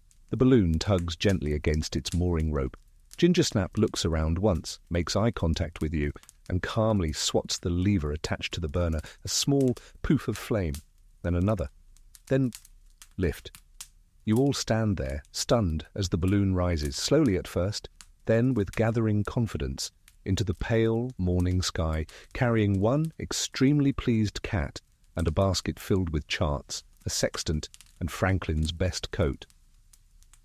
Historians still argue, Franklin pants, hands on knees, whether my balloon flights were manned or unmanned. No one mentions they were cat-manned. The wind shifts. The balloon lurches. Gingersnap looks down, tail flicking like a flag of independence. I only turn my back to fetch the telescope, Franklin mutters. She must have seen me use the lever yesterday. Her paw is disturbingly precise. You squint upward. Gingersnap is now lying across the barometer. She seems fine. She's a natural pilot, Franklin says, not without pride. Together you track the balloon's slow drift eastward over the treetops. Franklin pulls out a spyglass and offers it to you. Through the lens you watch as Gingersnap settles beside a folded map and begins to bat a compass needle back and forth like a metronome. She's adjusting course, Franklin says. I taught her that. You glance sideways. Really? No, he admits. She once knocked over my inkstand while chasing a beetle and perfectly aligned it with magnetic north. I chose to interpret that as a lesson. You spend the next 20 minutes chasing the balloon on foot. Franklin calls out encouragements. Remember the landing technique, Gingersnap? While you carry a long rope and what appears to be a codfish wrapped in linen. The landing, when it comes, is surprisingly graceful. The balloon dips low over a garden wall, kisses a cabbage patch, and comes to rest in a hay cart. Gingersnap leaps out without ceremony, saunters over to Franklin, and deposits a small feather at his feet. "A trophy," he says, eyes shining. "She's braver than I am." Later, at the breakfast table, Gingersnap curls on a folded newspaper, while Franklin diagrams what he's now calling the aeronautical paw adjustable navigation harness. You raise an eyebrow. "It's a parachute," he whispers. The other cats eye Gingersnap warily. Flying is, after all, a dramatic break with protocol. Mr. Persimmon tries to lick her ear. She slaps him with a paw, still smelling faintly of altitude. Franklin jots notes in the margin of a pastry wrapper. Hypothesis: elevation increases confidence. Risk: overconfidence. Recommendation: anchoring mechanism. Possible name: the Franklin Feline Flotation Fellowship. You sip tea and glance at the balloon deflated in the yard. The ropes are tangled, the basket's slightly chewed. The burner now has tiny paw prints across its control plate. "She'll want to go again," Franklin says softly. You nod. Soon. Gingersnap, already asleep, dreams of clouds. And as the morning hums with birdsong and gentle invention, Franklin begins sewing a new pilot's sash from silk scraps and leftover buttons. "Freedom," he says, pinning the fabric to the table, "is sometimes a choice. And sometimes it's a cat in a balloon doing exactly what you feared, and somehow making it work." You exhale, the smell of straw and warm fur still clinging to your sleeves. Outside, the wind shifts again, and in the distance, a flock of geese veers slightly off course, startled by something small, orange and airborne in their memories. The sound of chess pieces clinking against a marble board echoes through the parlour like tiny echoes of strategy. You're seated in a wide-backed chair beside the hearth, watching Franklin, draped in the soft housecoat, spectacles perched low, stare intensely at his opponent. A tabby cat named Archibald. Archibald is perched on a velvet cushion on the opposite side of the table, tail curled primly, eyes locked on the board with unsettling stillness. He hasn't moved in 10 minutes. Franklin leans forward. He's thinking. You glance at the board. Franklin's bishop is in danger. The queen appears unbothered. A pawn is dangling precariously off the edge, nudged half an inch by what was likely an accidental tail flick during the last move. Archibald twitches an ear. And then, with a single, deliberate motion, he knocks a black pawn off the board with his paw. Again, Franklin sighs. Always the pawns. You glance at his notebook. There are 27 entries labelled Archibald's opening strategies. Every single one reads knocks pawn off board, purrs, stares smugly. He's consistent, Franklin mutters, moving a rook. Archibald yawns. Historians still argue, Franklin muses aloud. Whether I was any good at chess, Jefferson thought I was too impatient. Adams said I overplanned, but Archibald? He pauses as the cat casually bats over another pawn. Archibald believes in chaos. You lean in as Franklin makes another move. Archibald stands slowly, steps onto the board, graceful as a diplomat at a ball, and sits directly on top of 3 pieces. Franklin nods. That's the endgame position. He always wins from there. You ask if he ever lets Franklin win. He did once. Then immediately threw up on the king. The fire pops in the grate. Outside, wind stirs the trees, but inside, it's all strategy and smugness. Franklin sets down his quill and looks across the board. There's something meditative about it, you know. The silence, the posture, the absolute disdain for rules. You notice Archibald is now licking his paw while slowly nudging a knight off the table, able edge with his elbow. Franklin doesn't even flinch. He's repositioning the cavalry. Eventually, Franklin gets up to retrieve a fresh pot of tea. While he's gone, Archibald rearranges 3 pieces with his tail and drapes himself across the corner square like an emperor on holiday. You sip from your cup and watch as Franklin returns, takes one look at the board and mutters, "Well played." You ask him how it started. "I was writing a piece about tactics," he says. "Military maneuvers, predictive modelling. I set up a chessboard to think it through. Archibald jumped up and removed both knights before I'd made a move." He stirs honey into his tea. I realised then I'd been thinking too small, that maybe the greatest thinkers don't play by patterns, they just knock the wrong piece over until the board makes sense. The candle flickers. Archibald dozes with one paw hanging off the table. You sit back, watching, as Franklin turns over a small wooden box filled with handwritten notes labelled "The Cat Gambit, Revolutionary Tactics for Unreliable Allies." He opens to a page. A game is not always won by those who calculate. Sometimes it's won by those who simply sit where they like. Franklin smiles.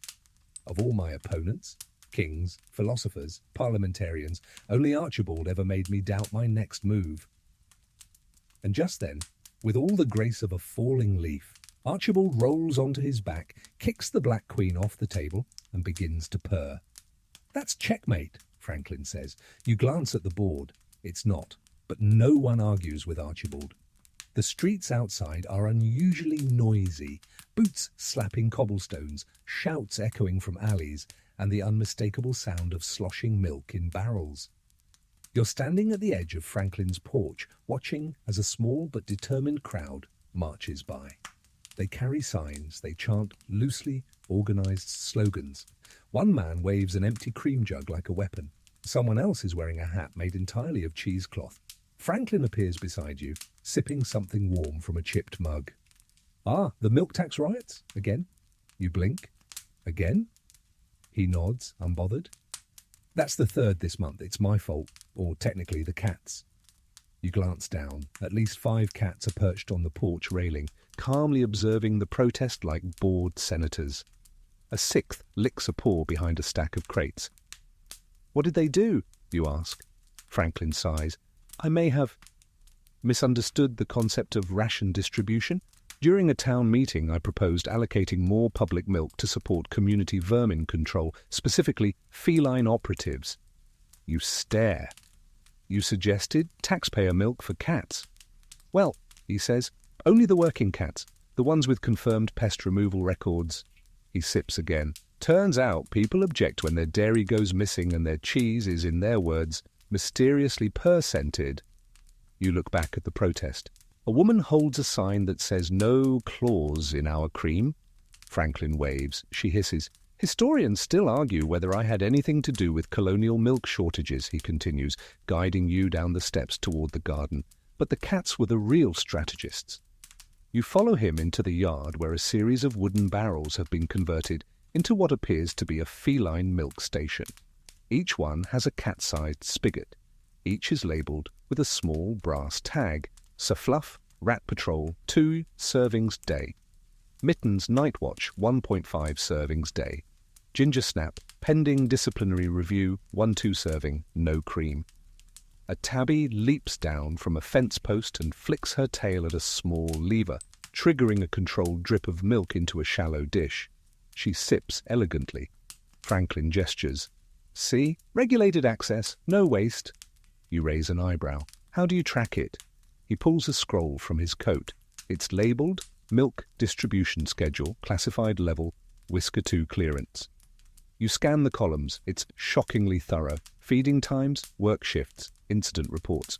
One cat, named Leopold, has an asterisk with the note, "Bit local baker, under review." Franklin shrugs. "I tried to present it to the town council. They laughed. Then they found half their butter missing. I haven't been invited back."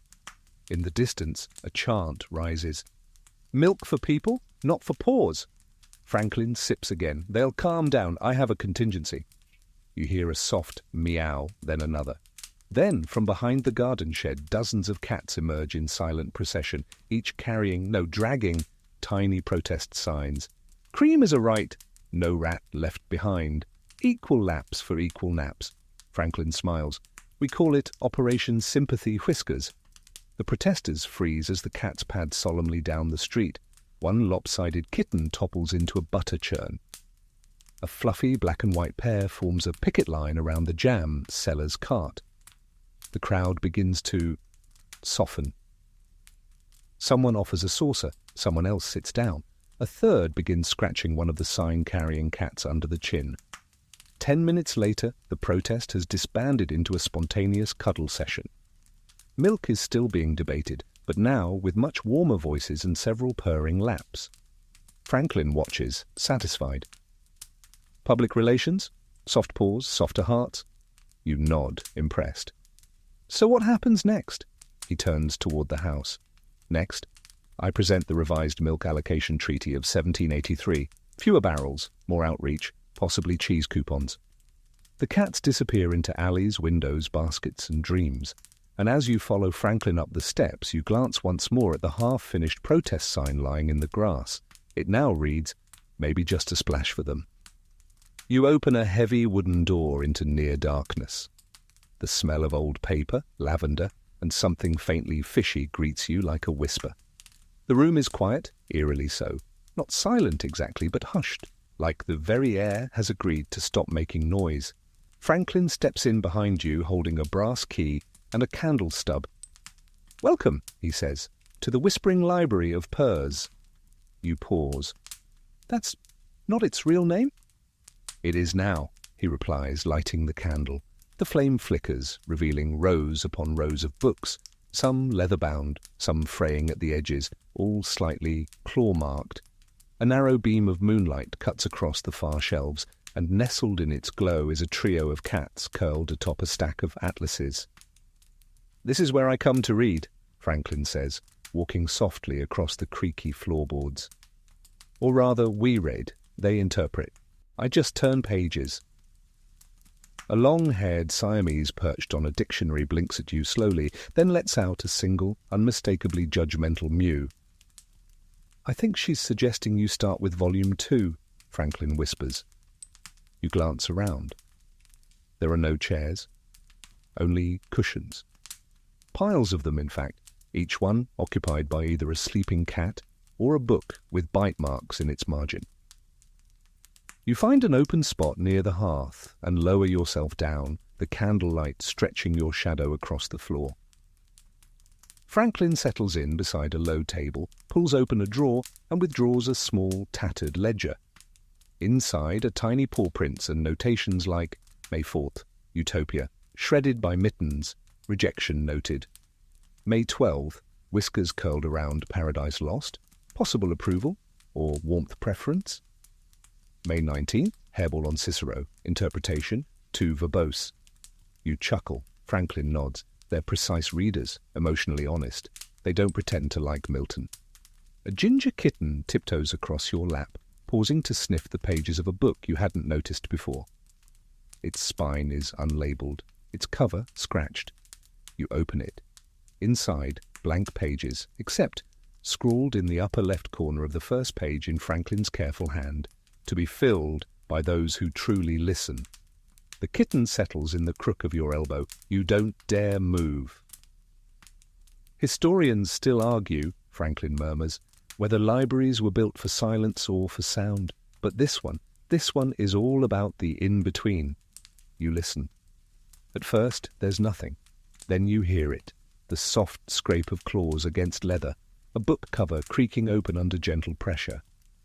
The deep rhythmic thrum of a cat's purr reverberating through floorboards like a hidden heartbeat. The occasional thump of a book nudged from a shelf by a tail too proud to tuck. It's a language of sorts.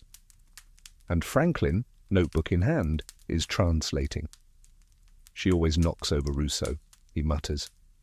We're not sure why, possibly a disagreement over domesticity. You watch as a grey tomcat climbs onto a stack of botanical reference guides and curls into a tight spiral. A moment later, the book beneath him falls open to a chapter titled Cultivated Wildness. Franklin writes that down. They don't like encyclopedias, he says, almost to himself. Too rigid. But they adore memoirs, anything with shame, grief, or chickens. You wonder aloud whether the cats respond to fiction. Depends, he says. They slept through Don Quixote, but the moment I opened Gulliver's Travels, they stormed the map shelf. You smile. The fire crackles softly, the candle shortens, the room breathes. One by one, the cats settle in across dictionaries, under atlases, beside folded pamphlets no one's touched in decades. Even the sceptical Siamese finally curls beside Franklin's chair and begins a slow, approving purr. You open another book and turn the pages carefully, gently, as if they might protest. They don't. They whisper. And as you read, a soft paw lands on your knee and stays there, weightless but grounding. Franklin closes his notebook. This place, he says, voice low, reminds me that knowledge isn't always loud. Sometimes it's just curled beside you, breathing. The candle gutters, the fire settles, and the library, filled with sleeping cats and unread stories, wraps itself around you like a woolen blanket woven from old truths and even older fur. You're sitting in the Franklin kitchen again, this time nursing a warm mug of something suspiciously turkey-scented, while the tension in the room can only be described as seasonal. Outside, golden leaves swirl in the brisk November wind. A pie is cooling on the windowsill, its crust suspiciously clawed. A half-carved gourd sits near the hearth, looking more like a protest symbol than festive decor. And across the room, two factions prepare for war. On one side, Franklin, arms crossed, brow furrowed. Behind him, an alliance of 6 cats, tails twitching, eyes narrowed, clearly united in a single, burning cause. On the other side, a very large, very plump turkey tethered to the leg of the dining table. It looks offended, deeply, philosophically offended. This, Franklin says to no one in particular, is why we don't have family dinners. You whisper, was this the turkey? He nods. Yes, the one I once suggested as our national bird. You glance at the creature. It glares back at you with all the grace of a jilted monarch. Historians still argue, Franklin mutters, about whether I was joking when I proposed it. I wasn't. The cats shift forward an inch in unison. A low rumble begins, part purring, part war drum. Franklin holds up a hand. Stand down, we're trying diplomacy this time. You sip your drink. It's meaty. The turkey flaps its wings and lets out a huffing gobble. The lead cat, a small black and orange short-hair named Martha, arches her back and advances. Her whiskers bristle like drawn sabres. Franklin sighs. This happens every year, every single year, he explains, as he begins nervously adjusting the salt shakers, that the annual Franklin household Thanksgiving is less of a feast and more of an extremely tense peace negotiation between cats who have never forgotten that once, long ago, a turkey was almost more than dinner. They see it as a betrayal, he explains, nodding toward the cats. A philosophical insult. I elevated the turkey above them, if only briefly. You whisper, does the turkey know? Franklin shrugs. Oh, absolutely, he weaponizes it. Indeed, the turkey chooses this moment to strut a little, lifting one foot like a model on a runway, wings fluffed to full glory. He turns, presenting his left profile, the one Franklin once sketched, in his proposal letter to Congress. The cats hiss in unison. Franklin turns to you. I once built a tiny ramp to ease tensions, gave everyone equal height. It failed. 2 cats jumped from the chandelier, and the turkey kicked a candlestick into the punch bowl. You blink. That's oddly specific. He nods. We still call it the stuffing riot. Today, though, he has a plan, a new idea, one that, if he's lucky, might avoid bloodshed, broken porcelain, and flaming yams. He lifts a silver dome from the center of the table and reveals a roasted pheasant. You raise an eyebrow. Decoy? Distraction, he whispers. The cats eye the pheasant. The turkey eyes Franklin. You hold your breath. Martha steps forward, sniffs, looks up at Franklin with a gaze that says, this is not turkey, but I will allow it. She nips a wing. The others follow carefully, slowly. The turkey watches, puffed up like a feathered furnace, and then, miraculously, settles down. Franklin breathes out. It's working. For precisely 3 minutes, there is peace. Cats purr, turkey preens. You sip your drink and wonder if you'll get to eat anything. Then, without warning, the youngest kitten, a tabby named Pickle, leaps onto the table, skids through the cranberry sauce, and lands squarely on the turkey's back. The turkey explodes in outrage. Cats scatter like startled fireworks. Pickle clings to the turkey's neck like a very fluffy rodeo champion. Franklin closes his eyes. Here we go. The dining room becomes a storm of flapping wings, shrieking kittens and overturned cutlery. The gravy boat hits the floor with a wet thud. A pumpkin pie is weaponized. You duck behind a chair just as the turkey launches itself off the table and bolts toward the hallway, Pickle still clinging with unshakable commitment. Franklin straightens his coat. Right, he says, to the treaty room. Somewhere in the distance, the sound of claws on hardwood echoes like revolution. You follow Franklin down the hall, dodging feathers and bits of bread stuffing. I'll need 3 sardines, a feather boa, and a map of the 1776 Thanksgiving seating chart, he mutters. You don't ask why. At this point, you know better. And as you round the corner and see the chaos playing out in glorious slow motion, cats leaping from sconces, the turkey crashing into a coat rack, Pickle still joyfully attached, you realize peace, like pie, is fragile, especially when served beside cats with historical grudges. The parlour has been transformed. Gone are the piles of papers, the chaotic thicket of half-finished inventions, the odd scorch marks left behind by Ginger Snap's brief balloon career. Tonight, the room is blanketed in plush rugs and quiet, except for the low whirring of something underneath the faintly glowing settee.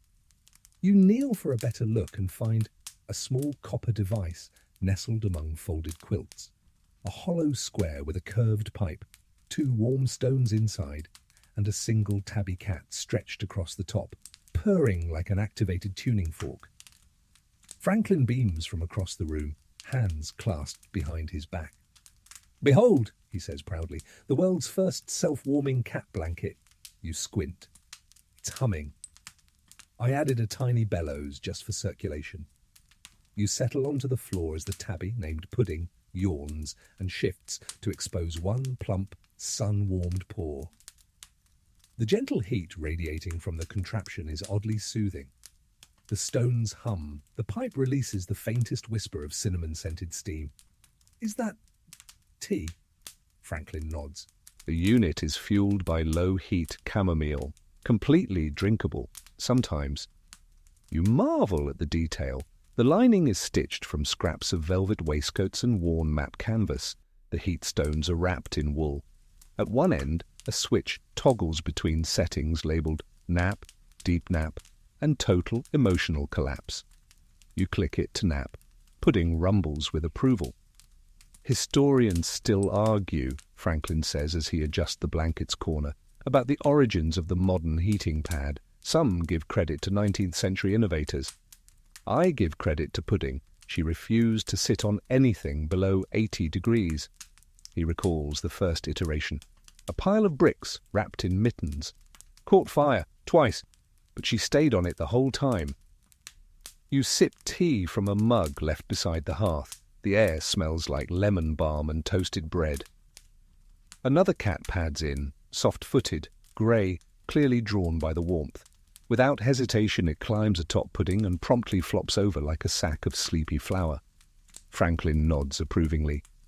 Stackable. You ask if it ever malfunctions. Oh, certainly, once it turned itself into a mild steam cannon and launched a kitten into the flour bin. Took us 3 days to find her. Happiest 3 days of her life. He gestures to a corkboard above the fireplace labelled Cat, Comfort, Tech, Field Notes. Some entries include tabby tail singed, reduce corner heat zone. Too much mint, Stachel midnight zoomies. Add feather lining for toe fluff insulation. Note, warm mode may attract squirrels.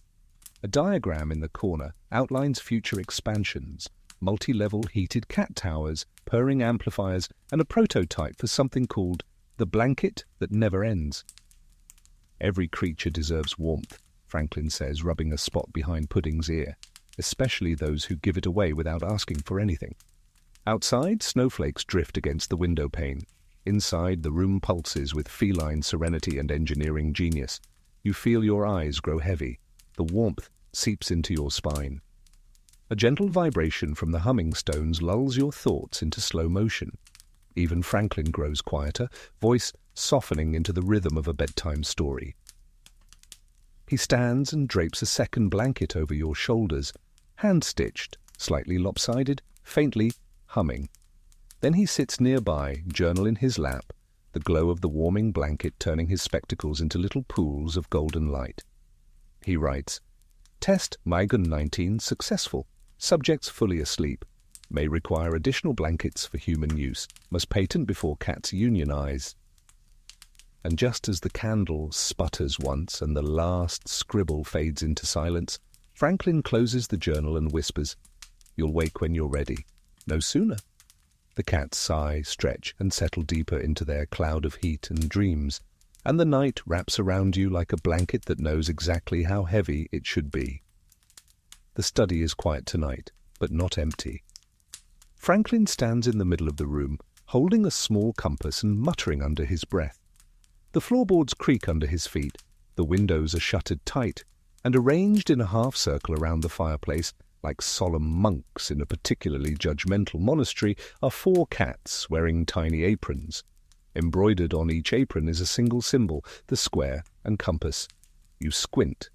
Franklin nods once, slowly. "Yes," he says, "they're Freemasons." You cough. "Honorary," he adds. "Unofficial, probably." You glance again at the cats. They don't blink. The one in the center, a sleek, white feline with mismatched eyes and an expression like he knows the secrets of the moon, lets out a long, low murrow. "Welcome," Franklin says to you as though nothing is out of the ordinary, to the midnight chapter of the Per Eschus order. You take a seat beside the hearth. One of the cats immediately hops into your lap, purring like a furnace and staring at you as if judging the alignment of your chakras. Franklin sits cross-legged on the rug and pulls a worn leather journal from beneath a stack of firewood. "Historians still argue," he says as he opens it, "whether I ever affiliated with secret societies beyond the Freemasons. But few know of this group, the quietest, furriest, least documented order in existence." He turns the pages. The entries are odd, cryptic, punctuated with cat drawings, moon phases, and statements like, "Initiate Meowtilda past her first trial, leapt through the ring of toasted breadcrumbs. Whiskers of truth ceremony delayed, someone ate the ceremonial string." The Grand Patriarch spoke again. It was mostly meowing, but emotionally resonant. You look up. The cats remain perfectly still. One stares into the fire, as if divining ancient knowledge from the flicker of flames. Another licks its paw in a precise triangle pattern. A third is asleep, but still seems to be judging you. Franklin points to a symbol etched in chalk on the floor. It's a spiral with 4 paw prints circling outward. "It's the sigil of infinite napping," he says. "Very powerful, mustn't be disturbed." You nod slowly. He continues. "The order began when I noticed an odd pattern. Certain cats would congregate every full moon in this very room. They'd form a circle. They'd hum." You interrupt. "Cats don't hum." "They did," he insists. Very softly. It sounded like distant kettle drums crossed with judgment. You look again at the white cat in the center. He blinks slowly, then raises one paw, placing it delicately on a small, velvet-bound book. Franklin gasps. The oath. He reaches into a nearby drawer and pulls out a feather pen, then stands and approaches the circle. "I've waited months for this," he whispers. "They finally trust me." With great reverence, he kneels, dips the quill in ink, and signs something at the bottom of the tiny book. The cat lets out a short, affirmative murti, and then closes the book with one paw. Franklin sits back down beside you, dazed. "I've been inducted." A moment later, the cats disperse. No ceremony, no applause, just 4 blurs of motion disappearing into shelves, under chairs, behind curtains. The white one lingers, staring at Franklin for a beat longer. Then, with the air of someone who'd just granted a knighthood and is now late for a nap, he turns and pads out the door. Franklin exhales. I didn't think they'd ever accept me. Last time I tried to join, they peed in my boots. He offers you a toasted biscuit from a nearby tin. You witnessed something tonight, he says. Something few ever see. The inner circle of the secret inner circle. You take the biscuit. It's slightly fish-flavoured. Outside, the wind hums against the shutters. A soft thump signals a cat jumping to a windowsill somewhere out of sight. Inside, Franklin adds a new note to his journal. Initiated at last, no ceremony, just silence, warm eyes, and a slightly judgmental lick, the truest fellowship. And as he sets the journal aside and curls into his armchair, the fire burns low and soft. You pull your blanket closer. One cat, maybe the white one, maybe just a dream of him, brushes past your ankles. And in that moment, you understand something ancient and small. Real mystery doesn't shout, it purrs. It starts with a sneeze, not from you or Franklin or even a cat, but from the prototype. You're in the workshop today, seated between a mountain of fur-laced blueprints and an empty teacup that once held something suspiciously like hot milk and nutmeg. In front of you, a cluttered work table scattered with coils of copper wire, tufts of shed cat hair, and several brass gears spinning with very little direction. And in the center of it all, humming faintly, is a cat-shaped statue made entirely of what appears to be brushed nickel, silk thread, and static electricity. It sneezes again. Ah, Franklin says, stepping in from the hallway with soot on his collar and a bandaged thumb. She's recharging. You stare. That's not a real cat. She was, he replies solemnly, briefly inspired by one. You glance again at the strange creature on the table. Its tail twitches once, then delivers a small crackle of blue static that pops a nearby feather into ash.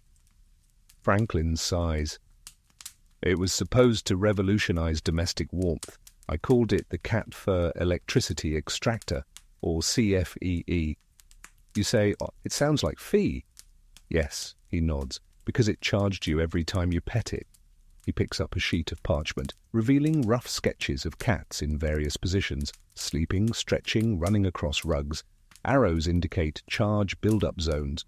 One particularly frantic diagram includes the words friction, ideal point, base of tail, and is underlined 4 times.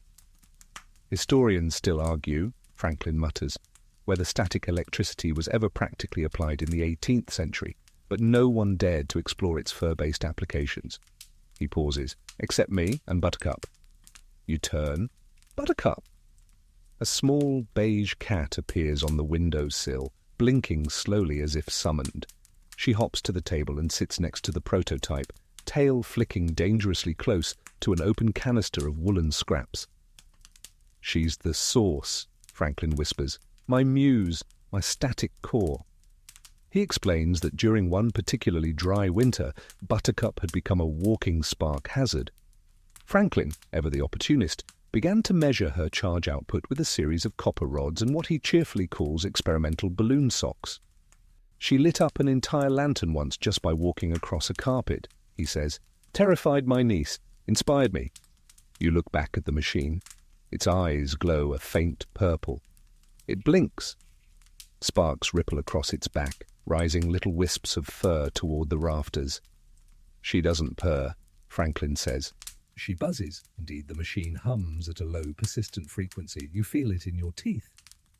Problem is, Franklin adds, rubbing his temples, she stores too much charge. I tried installing a discharge valve. You ask, what happened? 3 forks fused, a wig ignited. The mayor's parrot has yet to forgive me. Buttercup yawns and immediately hops into Franklin's lap, shedding fur in a way that seems deliberate. He pets her once, and a small crackle zaps his finger. She's still the better prototype, he says, wistfully. The electro-cat blinks again, lets out another sneeze, and arcs a bolt toward a pewter spoon across the table. The spoon vibrates for a second, and then begins to float just slightly, before clattering back down. Franklin scribbles something furiously on a scrap of parchment. Note: cat-induced levitation not scientifically replicable. Possible coincidence or witchcraft. Either way, more tea needed. You sip what remains of your drink. Buttercup leaps onto the shelf behind you and settles into a position known as regal loaf. The machine, meanwhile, begins to sing, just a soft, warbling, static-tinged melody, somewhere between a broken music box and a lullaby. Franklin gasps. She's adapting. The other cats in the room, because of course there are others, begin to approach the table. Slowly, one by one, all eyes fixed on the machine. There's no hissing, no bristling, just curiosity. One kitten bats a gear. Another climbs into the box of conductive twine and falls asleep. Buttercup jumps down and circles the machine, then settles beside it and begins purring. The machine purrs back. Franklin's eyes shine. Do you know what this means? You do not. It means we've reached the point where the artificial has become acceptable to the natural, the fur-born and the forged in harmony. You nod, not entirely convinced. But the room is warm now, somehow warmer than it was a moment ago. The air buzzes, but not unpleasantly. You lean back in your chair. Even the humming feels less mechanical. More cozy. Franklin returns to his notes, scribbling beneath a new heading. Feline fusion, the future of warmth, light, and judgmental companionship. And as Buttercup stretches, the Electrocat buzzes in gentle sympathy, and the room begins to smell faintly of warm cedar and toasted socks. You feel it? Comfort. The kind that zaps you occasionally but never lets you stay cold. You don't even blink anymore when Franklin bursts into the room holding a powdered wig and shouting, "We've done it! We've revolutionized headwear!" You just sigh, put down your tea and ask, "Is that cat fur?" He freezes mid-stride, glancing down at the wig in his hands like it might combust. "Not just any cat fur," he says solemnly. "This is a powdered wig made entirely from naturally shed whisker fleece, hand-collected from 13 individual cats across a 2-month grooming cycle." You blink. "It's sustainable," he adds. "And deeply judgmental." You lean closer to inspect the wig. It's fluffy, soft, slightly uneven, and faintly smells of dandelions and disapproval. One ear-shaped tuft near the back twitches suspiciously, and you're not entirely convinced it's not still alive. Franklin sets the wig carefully on a stand carved into the shape of a yawning sphinx. "Behold," he says, "the cat hair wig, lightweight, warm, and emotionally distant." You raise an eyebrow. "Is it sanitary?" He waves a hand. "I bathed it in lavender steam twice, plus the cats pre-approved it." Indeed, as if on cue, 3 cats stroll into the room and immediately circle the stand, rubbing against it possessively. One leaps onto the table and bats a ribbon from the wig, then sniffs the powdered edge and sneezes. Franklin beams. It's a hit. He opens a chest filled with swatches of various fur textures, tabby, calico, Russian blue. Each is labelled with a note like low frizz, high dignity, or sheds disdain like confetti. You pick one up. It's oddly comforting. "I tried goat hair," Franklin mutters, but it lacked mystery. Only cat hair carries both elegance and judgment in equal measure. He brings over a stack of pamphlets titled Cat Fabrication, a Guide to Fashionable Affection by B. Franklin, Esquire and Associates, Feline. You skim a few pages. Chapter 1, Brushing Without Betrayal. Chapter 2, The Ethics of Shedding. Chapter 5, When Your Hat Hates You, Listening to Your Wig. Appendix, see Litterbox or Loom, Storage Best Practices. Historians still argue, Franklin says, brushing lint off his sleeves, whether colonial fashion was driven more by practicality or by display. But I say, why not both? Why not combine vanity with shedding? He tosses you a sample. You hold up a small bonnet lined with tortoise-shell fuzz and embroidered with the words soft but unyielding. Franklin holds up a mirror. Try it. You put it on. It's surprisingly nice, warm, yes, slightly itchy. but there's an air of importance that settles on your shoulders the moment it's in place. It adds gravitas, Franklin says. It adds dander, you reply. He shrugs. Art has costs. Across the room, Mr. Persimmon hops onto the windowsill and begins grooming himself with such determination that fur floats into the air like snow. Franklin grabs a net. Excellent! That's at least 4 cuffs worth.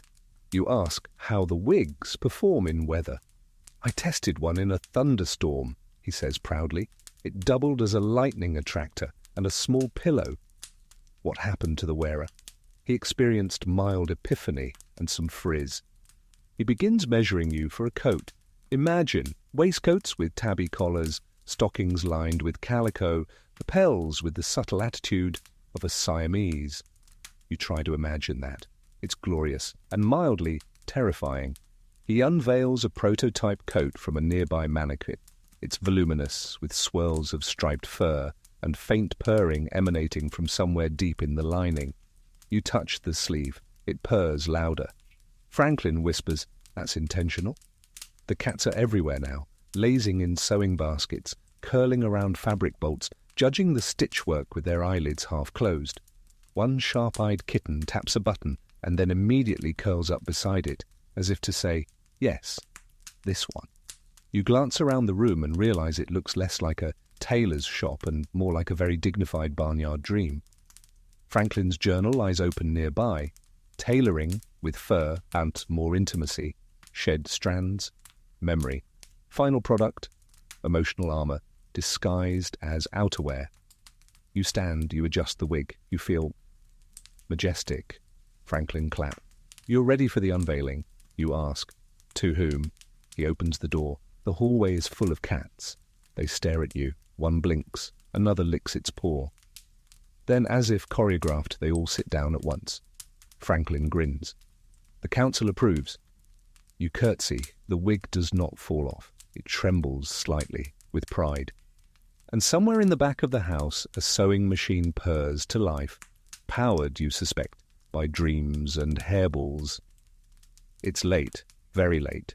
The kind of late where the fire has burned low, the teacups have gone cold, and even the most nocturnal cats have tucked themselves into bowls, baskets, or Franklin's best waistcoat, which he hasn't worn since the incident with the goose.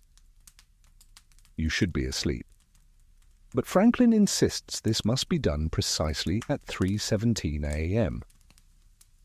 For maximum resonance, he explains, standing barefoot on a copper spiral etched into the floor of what used to be a pantry, but now strongly resembles a lightning observatory crossed with a very small opera house. You blink. Resonance with what? He holds up a brass tuning fork shaped like a cat's tail. Them. He means the cats. There are 7 of them arranged on floating shelves around the room in what can only be described as ceremonial loaf formation. Each sits facing inward, paws tucked, eyes half-lidded. A circle of judgment, or prophecy, maybe both. You ask what exactly this ritual is meant to achieve. He whispers, "Communication." With? He whispers again, "The dream litter." You stare. Historians still argue, Franklin continues as he lights a line of cinnamon-scented candles, whether cats dream of us as we do of them, whether they recognize their place in our memories, or whether they engineer those dreams. The tuning fork hums softly in his hand. He strikes it gently against the side of a teacup. A note rings out, pure, almost impossibly high-pitched. All 7 cats blink once. In unison, you shiver. Franklin steps forward into the center of the spiral.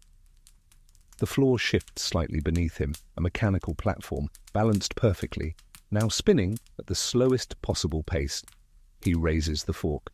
"Speak now," he intones. "O fur-cloaked sages of the beyond, tell me your secrets, whisper your truths, give me your meows of memory." Silence. Then, as if on cue, the grey cat to your left lets out a quiet, elongated chirrup. Franklin gasps. "Oh, that's confirmation." He begins to sway. You watch as the spinning platform, the candles and the cats all begin to blur together in your sleepy vision. The air thickens, softens. The room smells like cedar and napping. Franklin closes his eyes and hums back at the cat. You're not sure what language he's using. It might be lullaby, it might be Latin, it might just be the sound your throat makes when you're trying not to cry while eating toast in the dark. The grey cat chirrups again. Another one responds, then another. Soon the room is filled with soft, overlapping sounds, not loud, but present.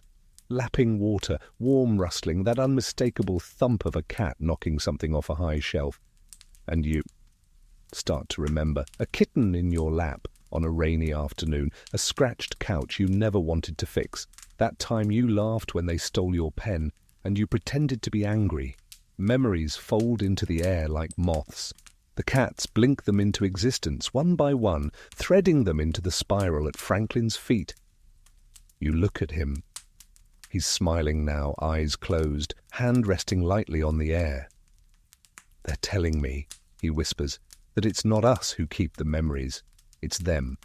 They hold the warmth of rooms long gone, the footsteps we forgot, the sighs we never knew we made. The floor slows. The tuning fork goes still. The cats shift. Some stretch. Others yawn. The ritual, if you can call it that, is over, but something lingers in the air. A hum. A softness. Franklin steps down and hands you the fork. Your turn, if you'd like. You hold it. It's warm. You strike it against your knee. The note it gives off is different, lower, but somehow steadier. One of the cats hops down and climbs into your lap without hesitation, and for just a moment a flicker passes through your mind, a room from your childhood, a window cracked open, the breeze lifting fur and paper alike, a purr that never quite left. You smile. Franklin nods. They never really go. They just move into the corners of our lives and wait until we remember to listen. He extinguishes the candles one by one. The cats file out, silent as a thought. You sit there for a while, holding a fork, holding a memory, letting the room fall slowly, gently, back into stillness. Tonight, Franklin insists on taking you on a walk, not through the garden, not into town, but through the attic. He leads the way with a lantern held high, its flickering glow casting crooked shadows that stretch and bend like stories not yet told. The stairs creak under your feet, and dust motes dance through the beam like lazy memories. At the top, he pauses beside a door you've never noticed before. Carved into the wood, just above the handle, is a single word, Whiskerstone. You say, that's not a place. He replies, it's every place you forgot existed. He opens the door, and you are swallowed by warmth. The attic is vast, impossibly so. The moment you step through, the cramped beams give way to vaulted rafters, towering bookshelves, and what seems to be the soft glow of moonlight filtering through non-existent windows. Dozens of cats drift between piles of blankets, old trunks, and forgotten inventions. One rides a toy boat across a puddle of moonlight. Another naps on a sundial. A third stands at the helm of what appears to be a small zeppelin made of umbrellas and pillows. This, Franklin whispers, is where the retired memories go. You ask, of the cats? He shakes his head. Of everything. He picks up a photo frame with no photo inside. Forgotten birthdays, lost dreams, every idea you swore you'd write down and didn't. He sets it gently beside a purring orange tabby who immediately curls around it protectively. A moment later, you nearly trip over a stack of labels, tiny tags tied with string. Each one bears phrases like, Tuesday afternoon, March 5th, that smell of jam on your fingers, the name of the boy who sat behind you and hummed, that dream about flying and soup. You pick one up. The writing fades unless you hold it gently. Franklin watches you. Whiskerstone is their archive. Every cat here has carried a piece of someone's almost memory.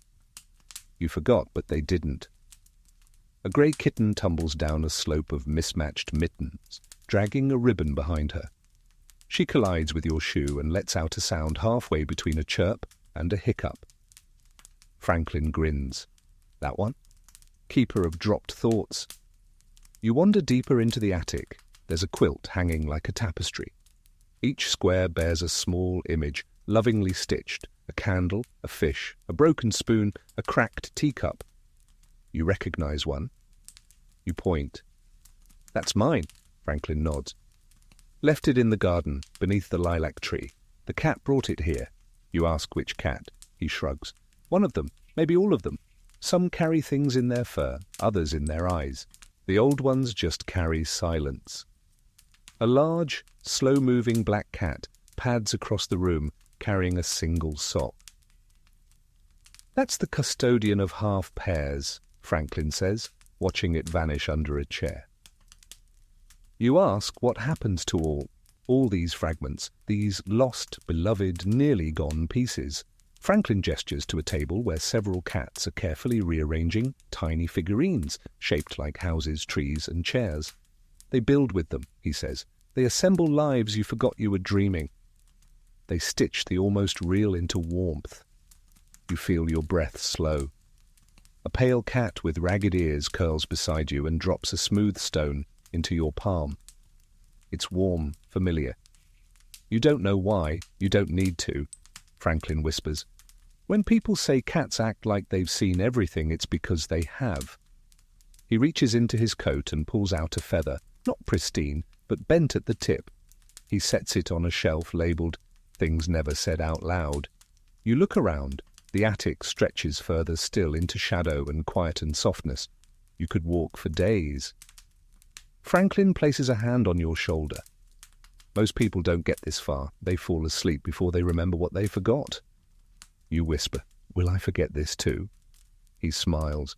"Maybe, but it'll be here, waiting, guarded." The lantern dims, the attic quiets, and as a soft breeze rustles through the pages of an open book left unfinished beside a dozing kitten, you feel yourself growing weightless, as if sleep has already started lifting you toward the shelves. The cats do not follow, they remain, curled around what you lost, keeping it safe, keeping it soft. By now, your internal clock is more tea kettle than sundial, tuned to the gentle clinks of spoons in ceramic, the flicker of firelight against tin, the deep, slow hum of a house full of ideas and cat hair. You no longer ask why Franklin appears wearing a colander on his head. You only ask what kind of experiment it is today.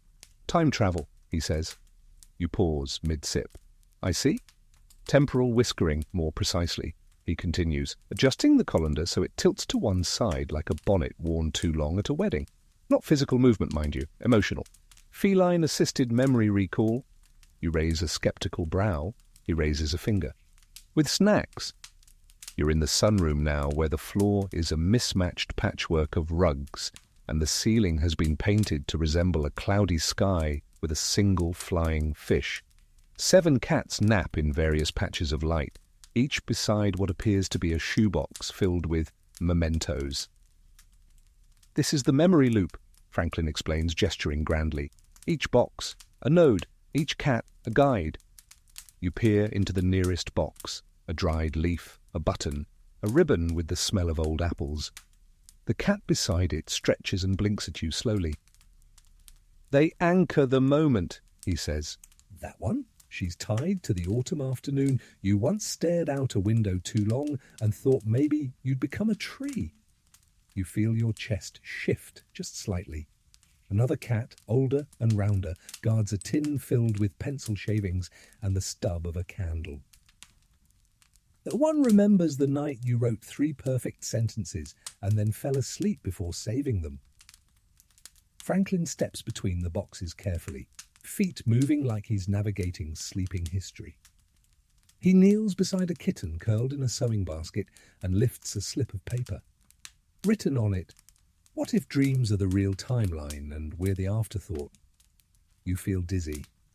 Historians still argue, he murmurs, whether Franklin had any real thoughts on metaphysics, but the cats know.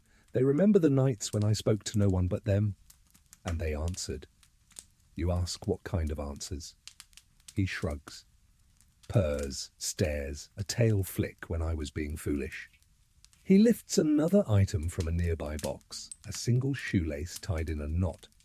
I once thought I'd invented the perfect metaphor. It turned out to be just a cat toy, but the emotion stuck. You move to a window where a long-haired feline rests beneath a paper kite. As you touch the string, a memory bubbles up, your own, faint and unformed, laughter on a windy day, your shoes in the grass, the taste of lemonade with too much pulp. You close your eyes. The room begins to feel less like a room, more like a pocket in the world, lined with fur and thought. Franklin pours more tea. We don't remember linearly, he says. We remember like cats move, wandering, pausing, staring at walls, then leaping. You watch as two kittens begin to chase one another around a box labelled "What You Forgot When You Were Busy." Their tiny paws tap, tap, tap against the wood. Franklin gestures for you to sit. Choose a box, he says softly. The cat beside it will do the rest. You kneel. The box you choose smells faintly of lavender and pencil eraser. Inside is a concert ticket, a pebble, and a broken watch. The cat beside it stands, pads into your lap, and rests its head against your chest. Your eyes close. You fall, not down, but inward. For a moment, you are not here. You are everywhere you've ever thought you might be. The night you couldn't stop crying into a blanket that smelled like someone you missed. The day you smiled in a mirror and didn't hate what you saw. The time you let yourself forgive yourself, someone else, you forget which. And then, softly, you return. The cat is gone. The box is closed. Franklin stands nearby, smiling. Time travel, he says again, as though it explains everything. You nod. He puts the kettle back on. The room breathes, the cats stretch. And as you wrap the blanket tighter around your shoulders, one final cat passes by and drops a small marble into your hand. You don't know what memory it holds yet, but you will. When you need it. The house has grown quieter. Not empty, never that, but softer, slower, the kind of quiet that follows after laughter, after stories, after the click of a door gently closed and the last light dimmed. You're back in the sitting room, same chair, same teacup, half full with something vaguely chamomile and slightly questionable. The cats are here too, some tucked into windowsills, others curled on shelves like forgotten books. One sleeps across Franklin's slippers, which he hasn't attempted to reclaim. The fireplace sighs, and Franklin, still in his robe with ink smudged on his cheek, lowers his pen and leans back with a deep exhale that feels like a curtain falling. That's the last of it, he murmurs. You ask, the last of what? He looks at you, eyes crinkled. The last story, or perhaps the first. Hard to tell once cats get involved. He stands, stretches, then carefully closes the well-worn notebook in his lap, the one you've seen him scribbling into night after night. On its cover, a paw print, pressed faintly into the leather, barely visible unless you look at it sideways. Historians still argue, he says with a soft smile, whether Benjamin Franklin truly valued sleep or whether he simply appreciated the idea of rest. Personally, I think he napped far more than his letters suggest. He walks to the mantel, sets the notebook between a chipped mug and a tiny wooden mouse, then turns back to you. Would you believe, he says, I never meant to collect cats. I meant to collect thoughts. They arrived on their own. He lowers himself back into his chair, which creaks just once before settling. One hand finds a cat and begins the absent-minded scratching behind the ears that only comes from a deep familiarity. The kind that knows the rhythm of breathing even in the dark. You ask, what now? He chuckles. Now we let it all go. You listen. The fire crackles, the cats breathe, a clock ticks somewhere behind the wall, faint as a heartbeat. Outside, the wind barely rustles the shutters. Inside, the room holds stillness like an old friend. Franklin reaches down, retrieves something from beneath the chair cushion. A tiny brass bell. He holds it between two fingers. This, he says, was the first thing I bought when I moved into this house. Not a desk, not a quill, a cat bell. Didn't even own a cat yet, but I think part of me knew. He sets the bell gently on the table beside you. They find us. When they're ready. You feel yourself sinking, not downward, but into place. Into the chair, the quiet, the hour. into that strange liminal corner of consciousness where time bends and memories gather like dust in corners, just waiting for the right footstep. A cat climbs into your lap. You don't remember which one. It doesn't matter. It curls into the shape of your breath, and the world hums. The room fades now, not in darkness, but in softness. Edges blur, sounds quiet.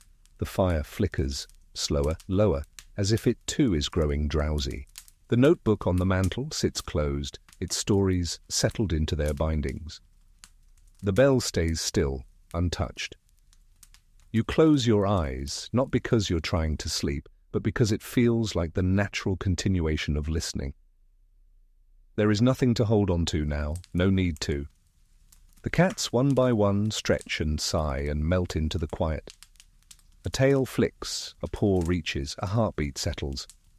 And outside, in the world beyond the window panes, the night carries on, not hurried, not hesitant, just gentle. Like a long exhale you didn't realize you'd been holding. You let go of the day, of the story, of the thoughts that pulled you forward, and in their place, silence. Warm, weighted, kind. Your breathing slows to match the rhythm of the room, steady, then steadier still. A curl of comfort settles over your shoulders like a blanket placed by a hand you trust. A paw shifts gently against your chest. The purring fades, not because it stops, but because it has become part of you. And as sleep finally arrives, not crashing, not conquering, but gliding in like a cat through an open door, you feel the last whisper of Franklin's voice in your ear. They remember everything you've loved. Even when you don't, they're nothing, just rest, soft and whole and yours.